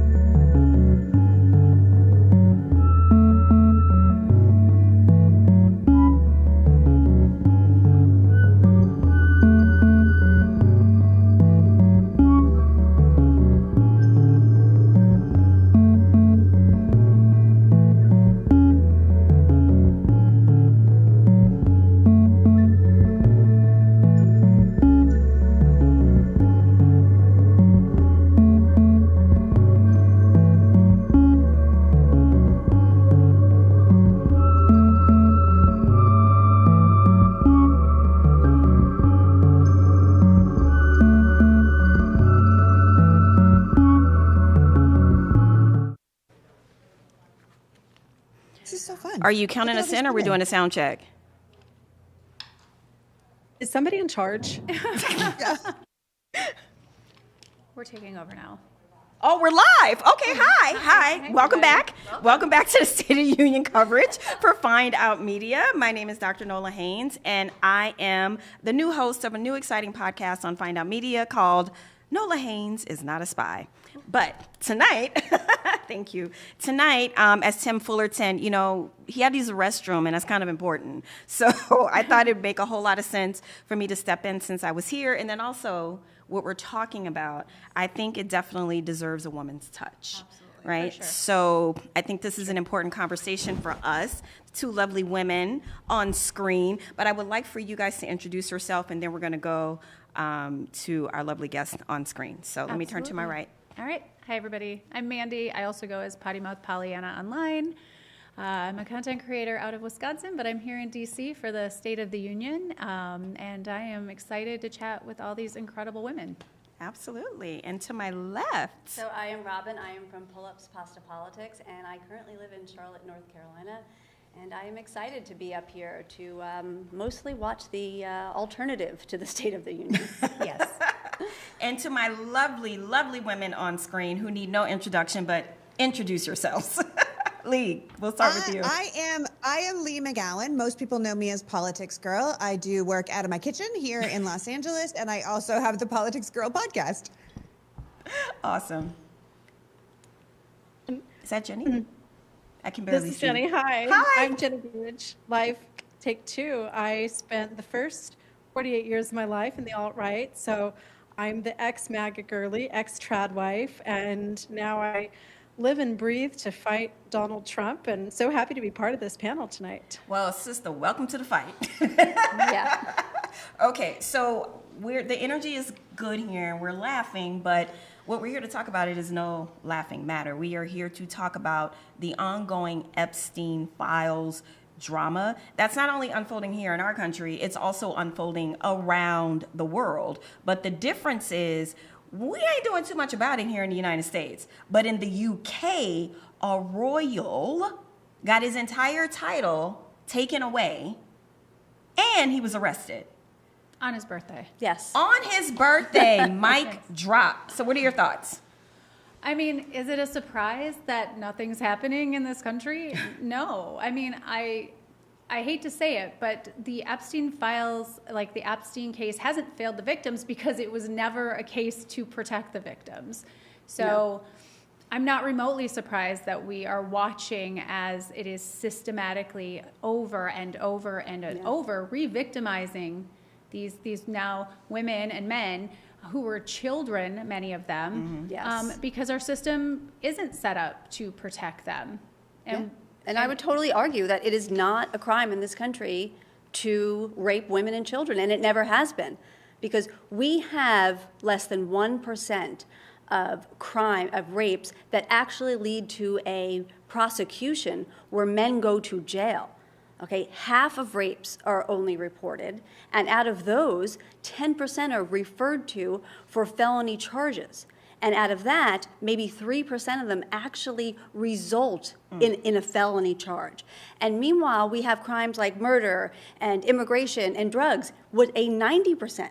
So you can't look at those numbers and then say that it's actually a crime in this country, because it's not. That is such an interesting point. I'm going to go to my lovely panelists on the screen. Do you want to jump into this conversation about what the rest of the world is doing and what we're not doing?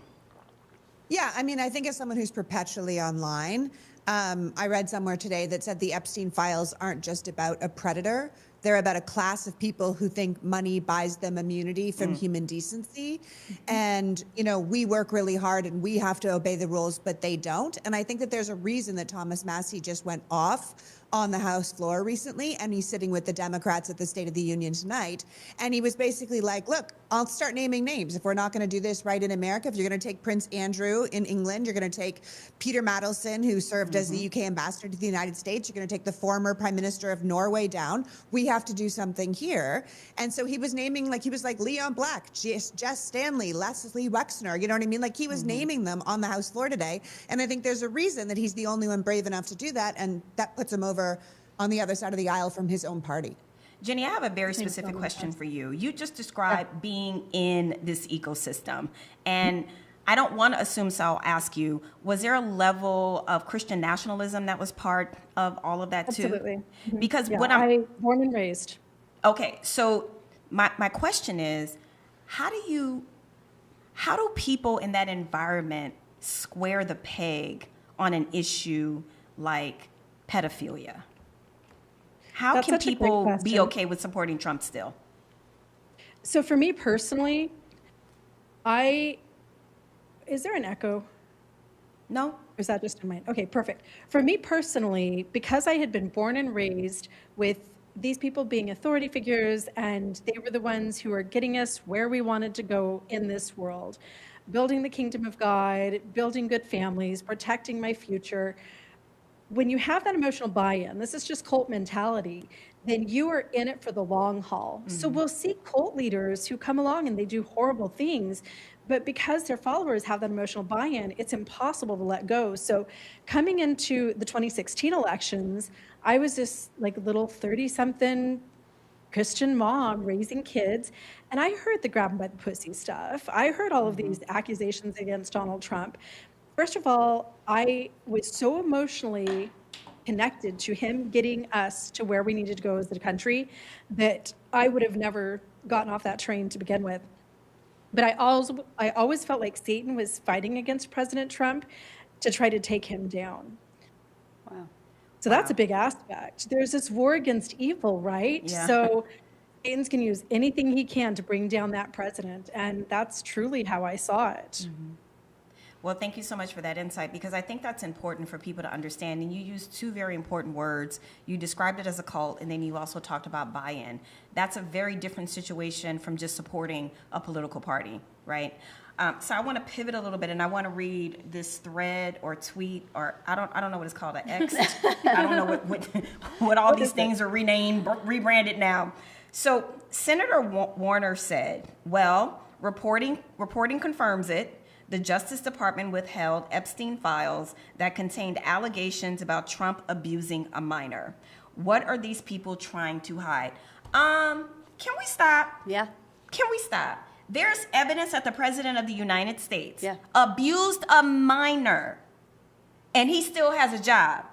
And they never followed up. So this is the thing that makes me crazy, is they constantly say, well, there may not have been enough evidence, or we can't jump to conclusions. Well, they didn't look for any conclusions at all. They didn't even take the time to talk to the victims. When we met with the victims 2 weeks ago in front of the Senate, I cannot believe that Pam Bondi wouldn't even look at them. They haven't spoken to any of them.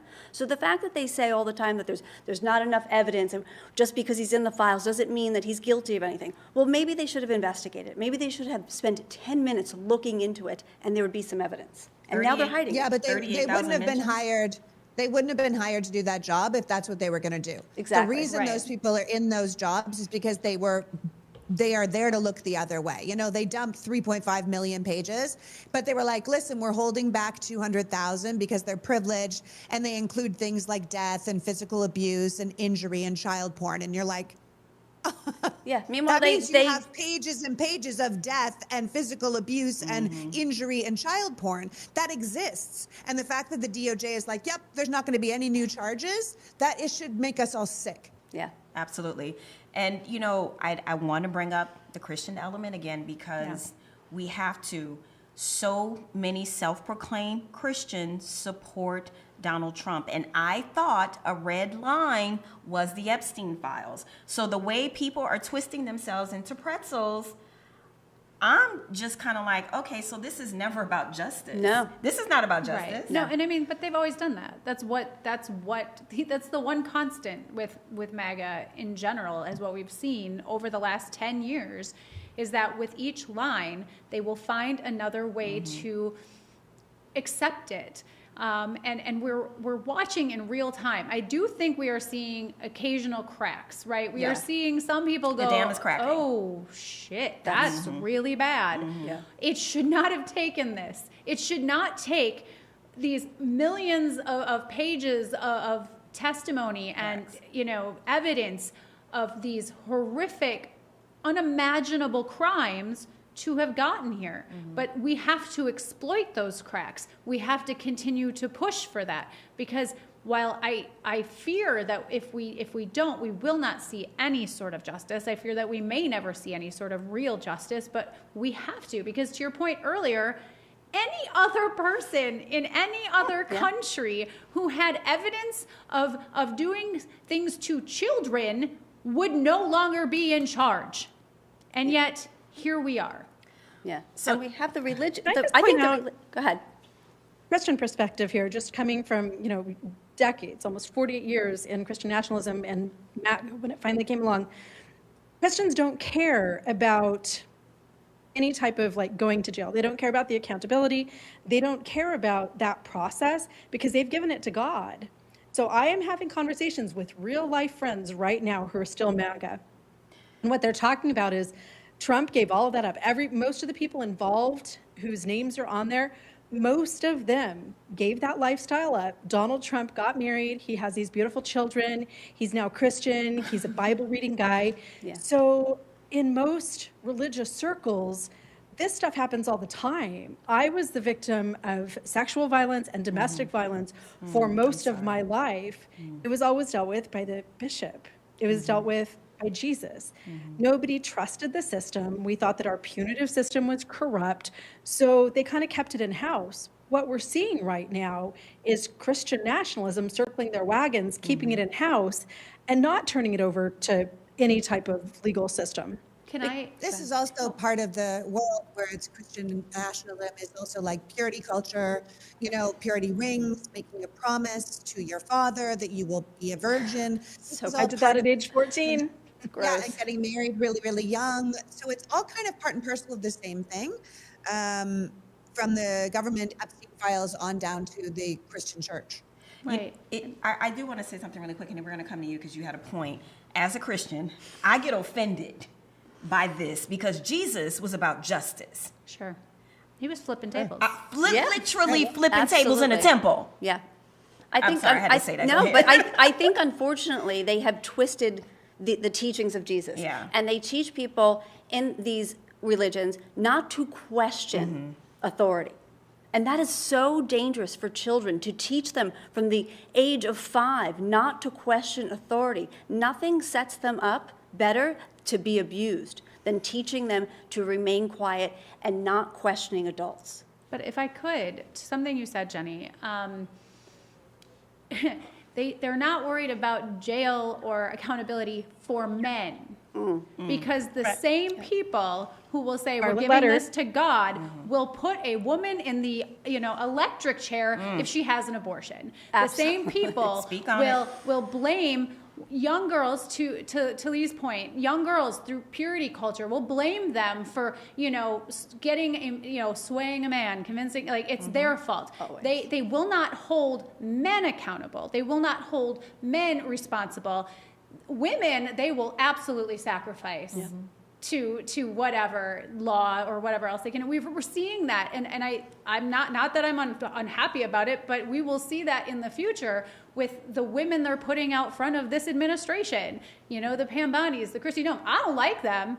I don't like them at all. But they're being put out front for a reason. Yeah, because absolutely. it is women they will sacrifice. And they feel special. Those women feel like they're chosen. They feel that the other women, that they are protecting these men, they feel that they've been chosen to be, put in these positions of so-called power.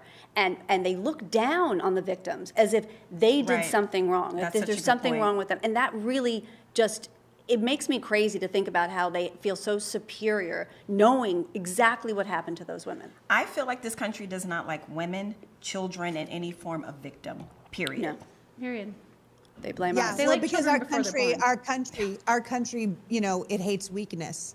We have this whole strong will survive, survival of the fittest, greatest country on earth thing, and it all kind of comes back to men. I was going to ask you guys earlier, we're a panel of women. I was like, let me ask you, does this just come back to the fact that this country hates women? We don't want them in charge. We don't care if they're raped. We don't care if they're tortured. We don't care if you fly them to islands. Somebody said the other day, I am over the patriarchy. I'm ready for the matriarchy. And somebody freaked out. They were like, we don't want women in charge of everything. And someone said, that's actually not what a matriarchy is. If a patriarchy, centers men. Right. A matriarchy centers children. What's best for the children? What's best for the future? What's best for that? And if you're looking out for that, the society will do better. And I can tell you, if women were in charge of all of this, we would not create, Rape Island. Right. Absolutely. That would not be a thing that happened. Yeah. If folks would have voted for the Black and Indian lady, we wouldn't be having a lot of the situations that we're having right now, i.e. tariffs, i.e. the law with the Epstein files, i.e. Iran, i.e. The list goes on. Yeah, we wouldn't be waking up to somebody's emotions every day. Every 2 seconds. Every day. It's ridiculous. It's ridiculous. So in our last few minutes, I want everyone to offer their last kind of thoughts. What do you want to see happen with the Epstein files? I want transparency. I want justice.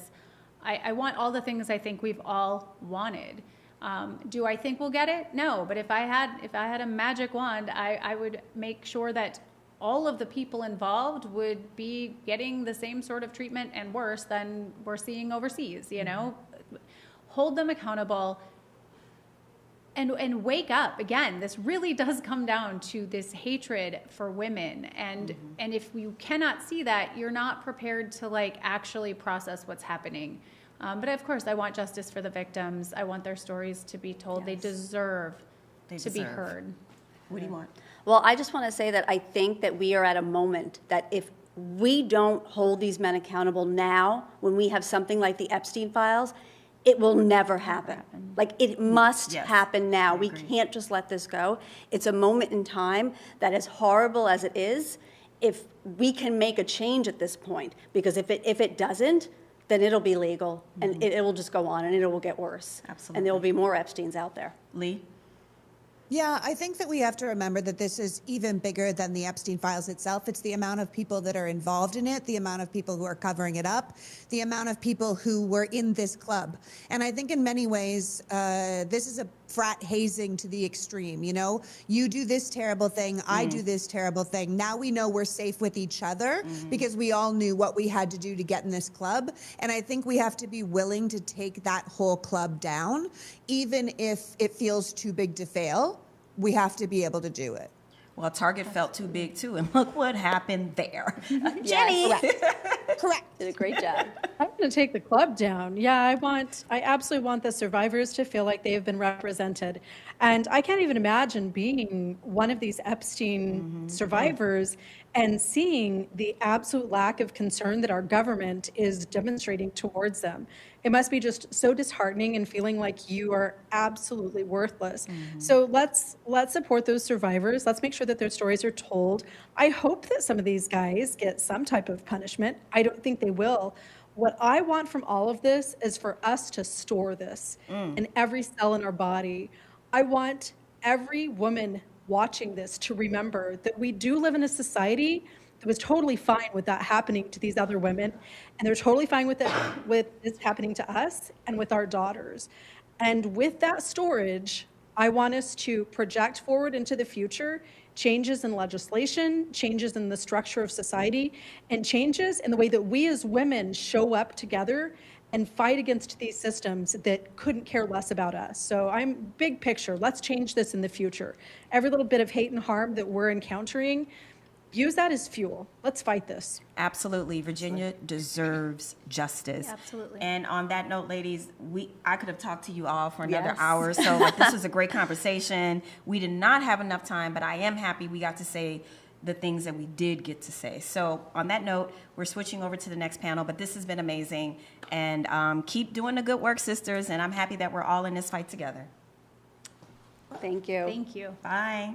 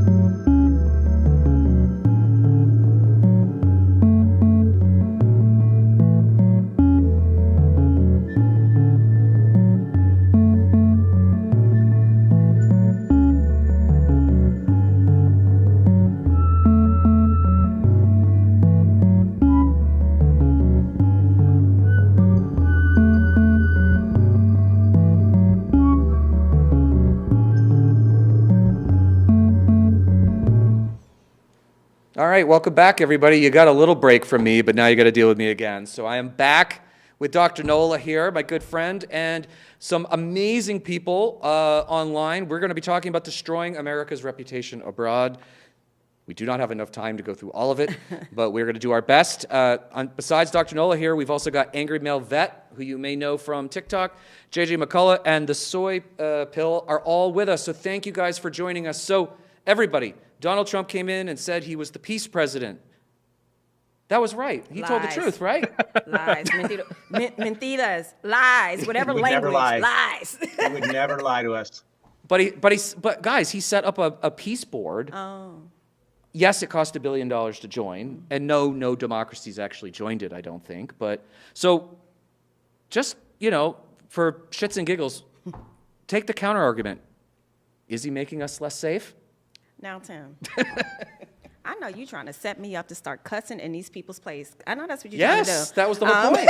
Ken Martin swore on the last one, so you can do it, right? Actually, I think what Senator Van Hollen swore too. So Did have at he it. really? I think so.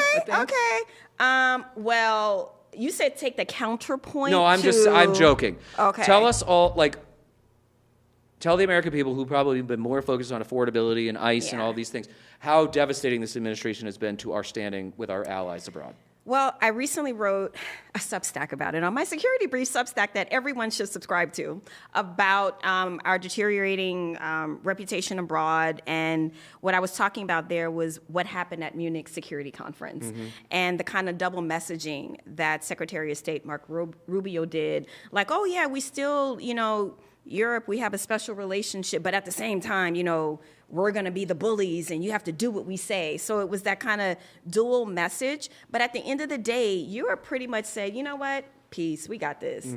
That's what I took away from it. So the bullish posturing, Tim, it's not working. Right.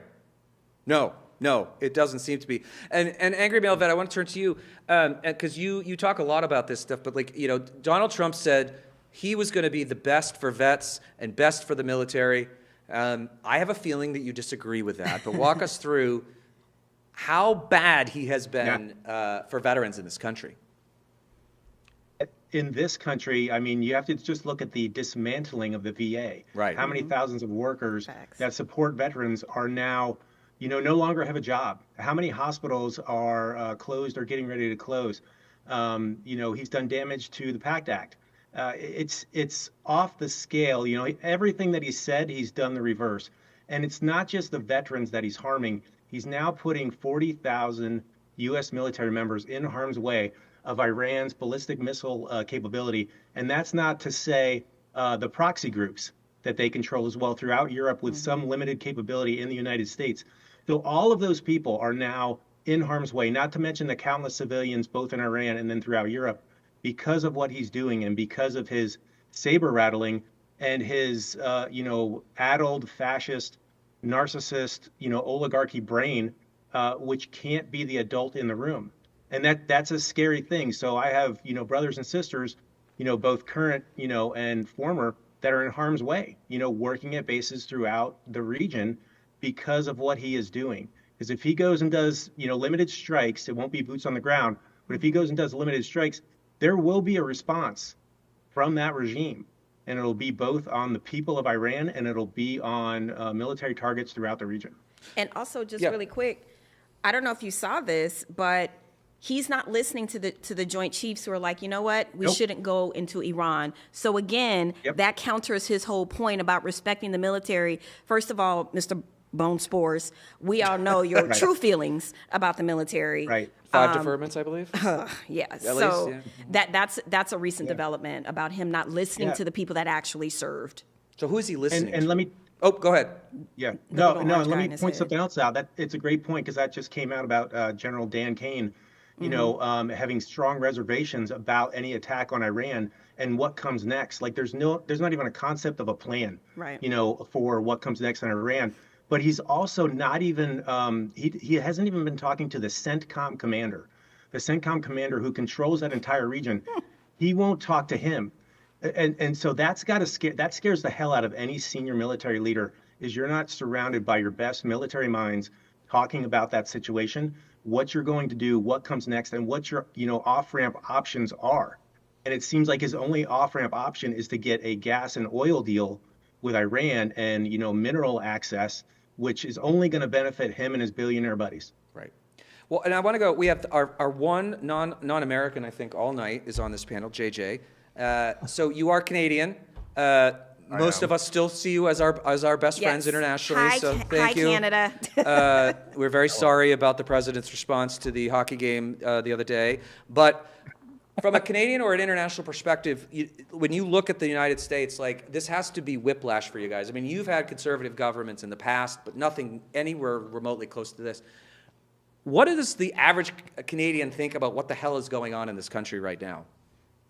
Well, we have a pretty good answer to that question because Angus Reid, which is one of the major polling firms in this country, came out today with a poll asking Canadians just that. What do they think of America? What do they think of U.S.-Canada relations? And the numbers are not great, I must say. U.S. disapproval in Canada has hit record highs, over 70% disapproval. Wow. When you ask the question of how do you conceptualize America, only 22% of Canadians say that they think of Canada as like a friend, an ally. Over 70% say some version of a threat, a country that we should regard with wariness and caution, or 5% say that the United States is now an enemy of Canada. So these are not great numbers at all. They're certainly not great from my perspective as someone who's a great admirer, great friend of America, somebody who thinks that, frankly, priority number one is good U.S.-Canada relations for the interests of my country. And so to see a Canadian public that has become, so radicalized against the U.S. And, Canadians can be pretty anti-American at the best of times. I get in trouble for saying that. But never have we seen numbers as bad as this. Like 70% disapproval for the U.S. and Canada. I mean, it's hard to know where you go from there. I say, JJ, you're spiritually American. Look at all the stuff you've purchased.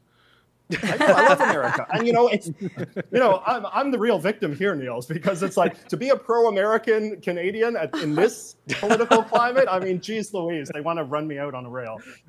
Well, we appreciate you, but Yes. Soy, I want to go to you. What just generally speaking, your feeling on like how Trump has damaged our like relations with our allies abroad?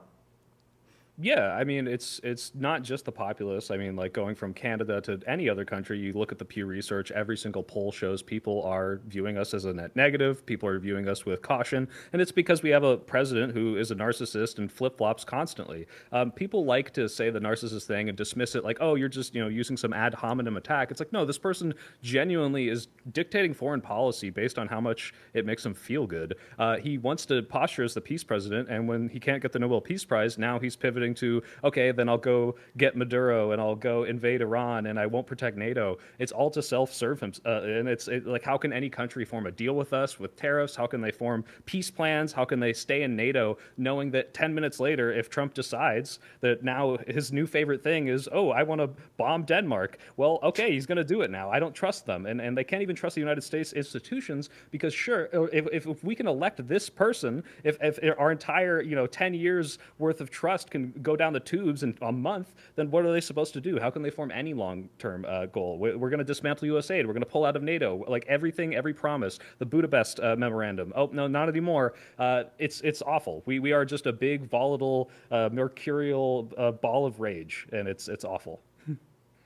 Yeah, I mean, it's just devastating for so many reasons. And, we're even seeing, I think there was a report out of France last week that said that they're going to stop using U.S. technology, the French government. They're like, no more Teams and no more Zoom. Those are American-made products that now all of a sudden, because they're worried about their own national security and what, possibly the government could be doing, meddling with their technology. And I think, like, these foreign policy things aren't just about our standing and like making sure that there's peace around the world, but it's also an economic one as well, right? Absolutely. And even before France, there was a situation with the UK regarding Venezuela specifically, where they stopped intel sharing with us. And I think I wrote a Substack about it in terms of like, well, what does that mean for things like Five Eyes? Like the intel partnerships that we have with folks who were our allies. I don't know where that relationship stands. Tell us what Five Eyes is. So I don't want to mess up all the different countries. So it's Australia, UK, United States, France, And who is the other one that I'm missing? It's basically the Anglo countries, right? So it's the UK, Australia, New Zealand, Canada, and the US. New Zealand. Okay, there we go. New Yep. Zealand, Yep. Canada. So it's basically right. It's an intel sharing agreement with those 5 countries, and right now that relationship is tenuous. I mean, just like where soy pill at soy pill laid Just out. call me soy. Everyone does anyway. The way that that he laid it out when he brought up NATO, this is one of those situations where Trump is actually making us unsafe because our allies that we not only shared intel with Tim, but they have intimate information about our capabilities. Right. That's the part that's mind-blowing to me. You want to piss off people who know our secrets? That's insane. That is literally insane. And the way that you described Trump, I describe him as a petulant child. Because you wake up one day, someone doesn't do the thing that you want them to do, and you want to hurt them. You want to punish them. Look at what he's trying to do to Susan Rice because of possibly this podcast. But anyway. She was a guest, and I will say right after she was a guest on the Find Out podcast, he did go after her. So I do feel like we'll take responsibility. Sorry, Susan. Sorry. But she's also who she is. God. Thank God that Canada didn't win, because we would have invaded the next day, I'm pretty sure. But it is called soccer now. It's not hockey anymore. Yeah. It was one of the things on the White House's own Instagram post, their State of the Union bingo card. One of the things that we're supposed to anticipate is that Trump might call for the annexation of Canada because of the hockey beating. So I mean, this is the kind of seriousness that we're engaging with. You're saying it with a smile, but it's actually not out of the realm of possibility. I mean, this is the reality that we've got right now. So we're getting word that the speech is starting in 5 or 10 minutes. Okay. So one final thing from everybody in the group. liquor? We're going to do a lightning round. We do have booze, and we will be drinking it. Everybody, I'm going to start with Angry Vet first. We have a game here. We're playing over under how many times Donald Trump blames Joe Biden for something that Donald Trump did. We have set it at 15. Over under. Under. Right? He's got other people to bitch about. Fair. Okay. Soy? Over, and I'm including the fact that a few hours ago he was already complaining that he inherited a disaster, total disaster. So it's already happened, that's pretty and good. he's going to do it 20 to 30 more times, I believe. Yeah. JJ? Yeah, I would say over if we include Obama as well, because I wouldn't. If we include what? Obama as well. Obama. What do you say? Well, specifically those names, I'm going to say under, but referencing them, over. Does that make sense? Yep. I get it. All right, guys. Well, thank you very much. I know we don't talk a lot about on Biden. What's that? I'm putting $50 that he calls them Biden. That's definitely possible. See, you just gave him. Why did you just give him that? He's going to do that. He's going to do it now. Well, guys, I know we don't talk a lot about national security because there's so much turmoil at home, but thank you very much. This stuff is hugely important, and I appreciate you guys always speaking truth to power and telling the reality of what's going on. So thank you very much. Thank you, everybody. And we will be back with our live reaction show where me, Luke, and Zach, and our friend, That's Rich, will be dialing in as well.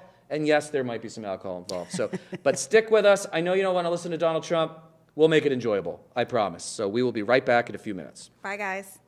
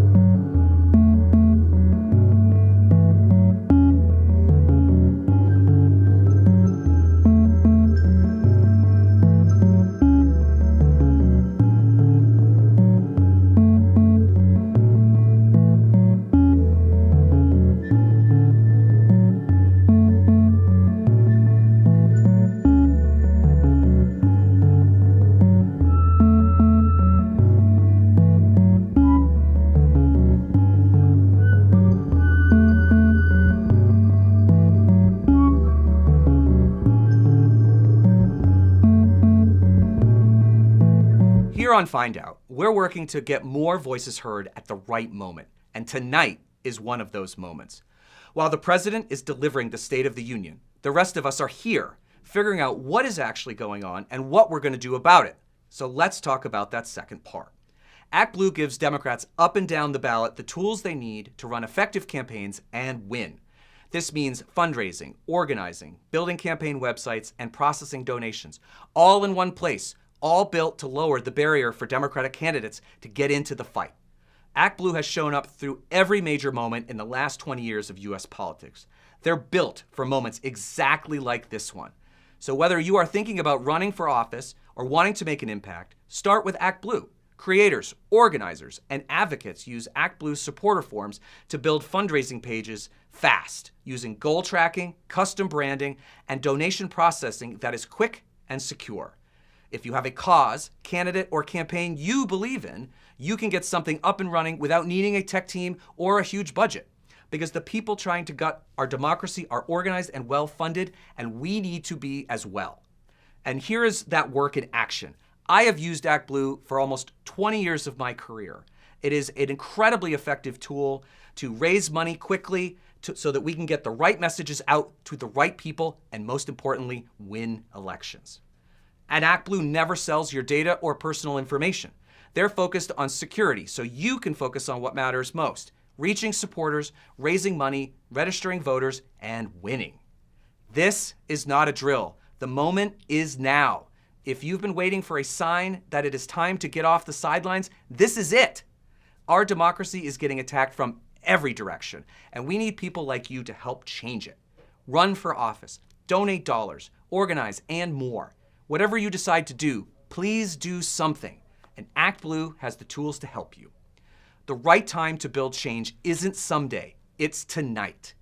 Donate, organize, and raise money for the candidates and causes you believe in at actblue.com/findout.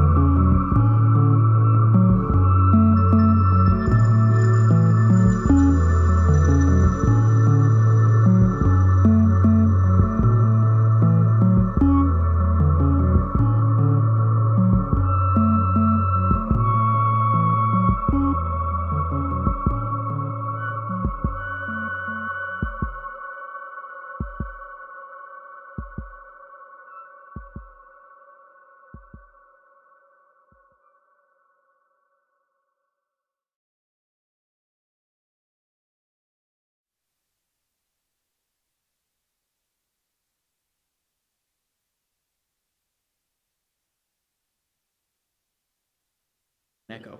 Yeah, we got an echo. I can hear the speech through my headphones, though. Okay, I think we are live, and we are joined by our designated survivor of the evening. Oh, that's Rich, remotely. Can you hear us, Rich? You're very, very muffled. Uh-oh. Oh, fuck. And then we have an echo in here as well. Yep. Something's fucked. Give us just a second, everybody.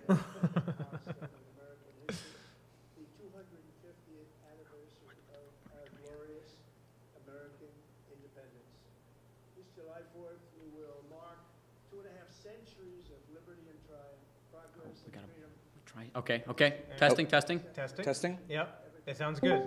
Okay. Rich, how are we talking now? Rich, we sound good to you? Rich, can you hear us? Rich cannot hear us. Okay. That's wonderful. Okay, so we are watching. Let's turn this Yeah, guy. can we get a good... Except I don't know wanna where be the able to see screen this actually fucker. is, but I can hear it. Yeah.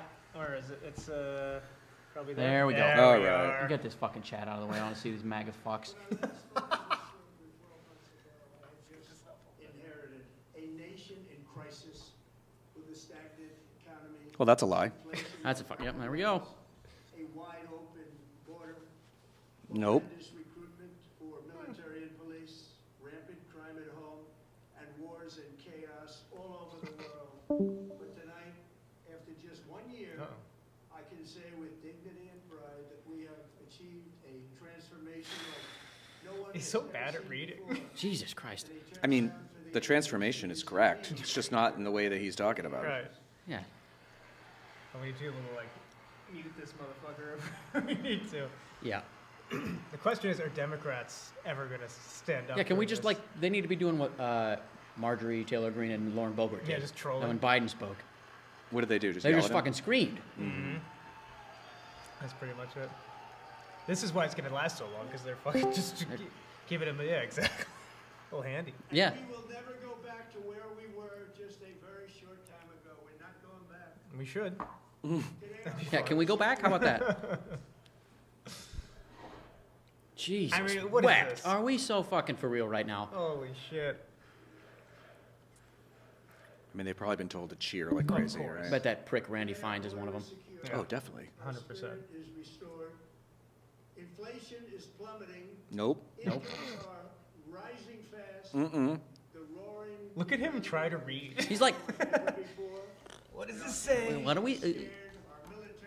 You guys hear me now? There's Rich. There he is. There he is.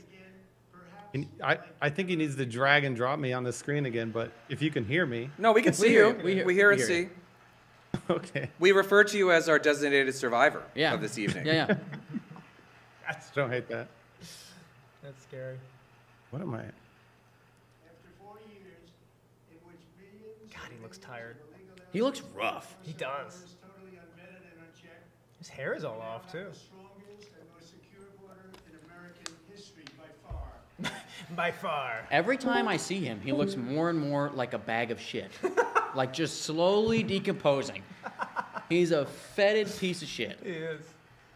I haven't watched. Oh, an ad. An ad? What is this? What the hell? We have an YouTube. ad. This can't be a You guys thing. watching? On YouTube. That's crazy. Yeah, we're watching on YouTube. That's insane. I just got it on the New York Times homepage, and it's just right here. We should probably do that. I don't think the guest can't see me. That's good. Well, you just disappeared again. Yeah. See, but that's a goddamn lie. They'll be I come can here. see you They and can you come guys here can see legally, me, but except I'm when not they on do the that, screen. and then we'll deport them anyway, Right. as they're doing the things they're supposed to do. Who are these two motherfuckers that are sitting? I think it's because there's a slight majority of Oh, Republicans, yeah, yeah. so it spills over. Yeah, Oh yeah. my I think. God. Fucking better be. 56%.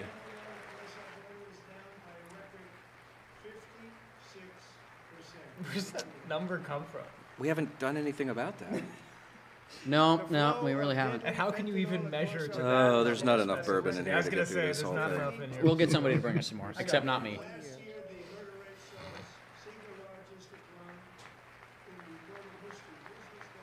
Ooh, slur. Now, murders did go down, Yeah, they but did. they've also been going down for years. Well, but let's be clear here. ICE agent murders are up. That is true. Biggest decline. Think of it in recorded history. The lowest number. I wish it was a joke, but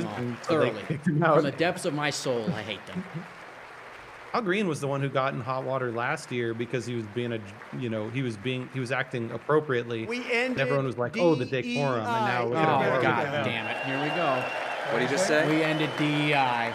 Yeah, they got a huge ovation for that shit. Just a reminder that DEI is a net positive for businesses. Yes. All businesses say it is good for their bottom job-killing regulations, So we and in one got year rid of we that. have Also, lifted DEI helps poor working class 2.4 white people million too. This is not. Americans a record off of food stamps. Well, he's claiming he cut people off food stamps, but what really Wait, how are happened we there is he cutting just people off cut food stamps? food We cut $1 trillion out of Medicaid. Well, bingo bango. Oh, that's the same potato, again. potato. Potato, potato. And Exactly. for all of these reasons, I say tonight, members of Congress, the state of our union is strong.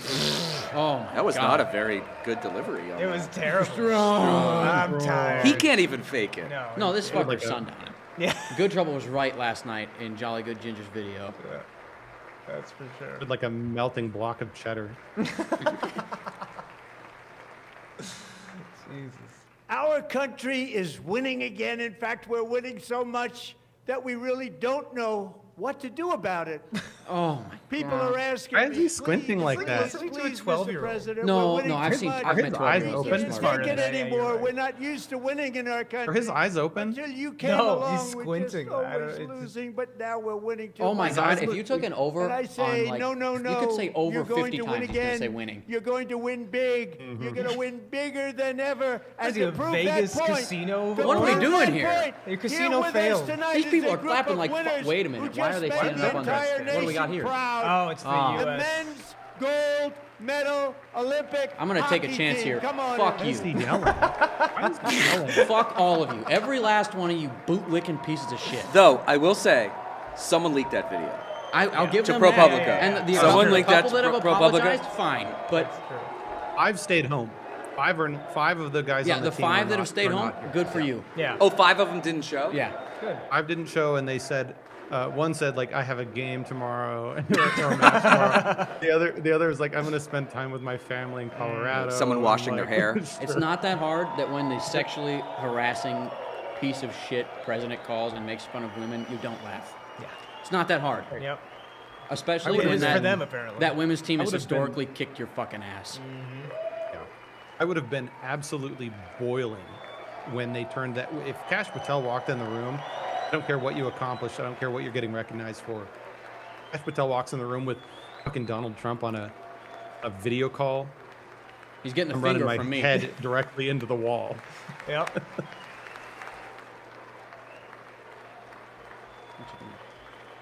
Go ahead. They didn't. Yeah.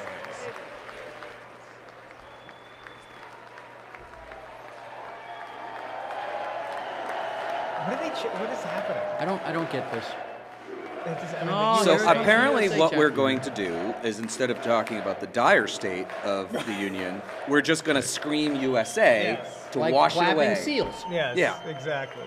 Which, look, I want to cheer USA too when Not it's for no going reason. well. I'm not. Yeah. Nobody really cares that much about hockey. That's the too. first Just time saying. I've ever seen them get up.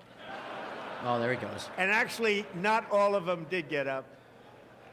But they beat a fantastic Canadian team in That's overtime. that's an as interesting everybody thing for saw, him to as say, given did his the treatment of the American Canadians women online. who Yeah. will soon be coming to the White House. Oh my God. Soon will or should be? Soon will. I thought they said no. Who? The women. No, the women are not going to the. Yeah, White he was House. like, they're coming to the White House. I mean, I thought he was talking about just Canada another coming lie. to the I thought White- he- yeah.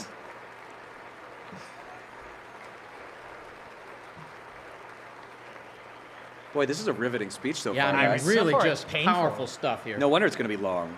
Holy shit. I don't think he's got the means to go all the way. No. He'll take a little nap in the middle. He can't even make it through his own Board of Peace meetings. They were in the Oval The Office. thing is that And I just want to sure, say like a take the second easy, very big clap for the hockey, congratulations clap to for the gold USA. medal, clap for America, say the I Pledge have of to say Allegiance. that, and I told them this, and we People took a in vote 3 days of the are going to be team. I looking said, at their "Anybody votes paychecks, no, their I'm not bank doing accounts. it." They're going to Yeah. be wondering So if they they have a said, job they 6 months warned from now. about the They're going to wonder if I've never AI is seen going to a ruin their lives. Like goaltender play as well as goalie this Connor. stuff plays well in an That's arena for about 5 minutes. I wonder who briefed him on that. all Sir, his this is how job. hockey works. I mean, it makes sense, right? What's he going to talk about? The jobs? The murders, the jobs people don't have. Wait till Erica Kirk comes in. It'll be great. Oh God. Is there gonna be like a strobe light? Like, If there's a communal memorial, smoke screen, confetti. It's gonna be awesome. I think JD Vance is gonna give her away. Just do the fucking wave. yeah, JD Vance better not worn the tight pants tonight. I mean, Think of it, 46 shots on goal, and I asked him, the one Jesus shot, the Christ, one we're where still you going put on your this? stick in the back, Talking and about hit hockey. the neck of your stick and bounced off. You practice that? He's gonna or get was the that hockey lucky? vote, which is 1.2% of What are we doing America. here? I refuse to answer that question. But I just want to tell you not a that the stand-up members set. It's of a this fucking great stand-up. I can't hockey imagine squad sitting there.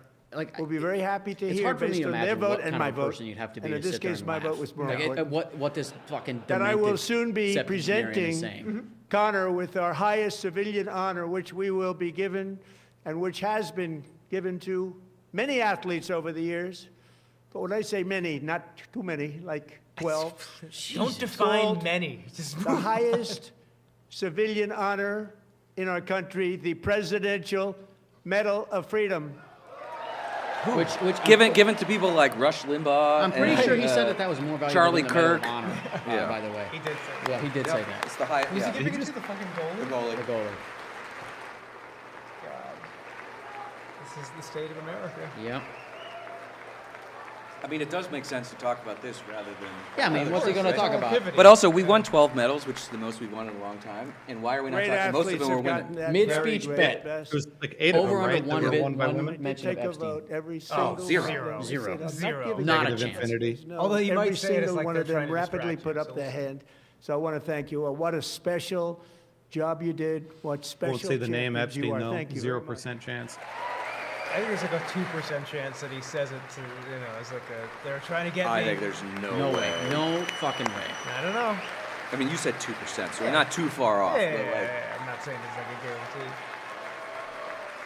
guarantee. The one thing I've always hated about the city is this fucking standing and clapping. It's no different than like. I'm also pleased to say that the next time the Olympic torch is lit, it will be here in America for the What was that? 28 Olympics, and it's the summer version. Look at him lean on that right in podium. Los Angeles. We're going to do a Well, good he's job. got- oh, he's in holding Los on for dear Angeles. life. It's that dimension lean, man. He's got his Yeah. whole elbow. He's making a sport out of it. I think there's a better chance that podium breaks than he mentions Epstein. Dude, What I how wouldn't give. fucking great That would would be that the Los fucking best Angeles thing. is going to be safe, just like Washington, D.C. is now one of the safest cities in the country. Already really? So how come you put up the barricades outside of the State of the Union? then? Right, Like exactly. if there's no And this crime in year- D.C., then and what's the I deal must say, I there? got them both. Got to keep the J6ers out. And I was disappointed because I didn't think I'd be the president when this happened. What? Strange things took place. And now I've got them because I got the Olympics. Is he I just got telling the himself? 2026 Maybe a little bit. FIFA World Cup. And I wanted to claim the 250th, but I didn't get away with that one. I couldn't claim that one for myself. But we're getting the World Cup, so we have the What is he World talking Cup about? and the Olympics coming, and that is exciting news. I didn't get the Olympics, think but I we've- got the Olympics. I think we've spent We're like 10 minutes on 14 sports minutes now. in. Yeah. Real relevant stuff. Yeah, yeah. I mean, riveting. I'm really feeling it. So this will be a year to celebrate our country and the heroes who have kept it free. Men like Buddy Taggart. Who? At age 17, He's gonna- Buddy There we go. volunteered to defend America in World This is the thing War where they. II. point to someone Serving in in the the crowd. Pacific under the great General Douglas MacArthur. He fought bravely in the famous They're like, I met a little girl in Iowa. so hard. He was badly wounded and almost killed by enemy machine guns in Luzon. And 81 years ago this month, he liberated the largest internment camp in the Philippines, one of the largest anywhere in the world. He's really But he pulling earned people Is he out. many talking about others, Alligator including a Alcatraz? Purple Heart and a Bronze Star, came home, started a Liberating family, and internment tonight camps. Got a he little is bit in of the that to do gallery in looking Texas. forward to July 4th, 2026, his 100th birthday. Wow. Wow. Oh. Oh my God, they have him there. Yeah. Wheeled him up there. Stand up, man. Okay. Is there any scenario where you would go as the invitation of President Trump? Fuck no. Do I get a mic?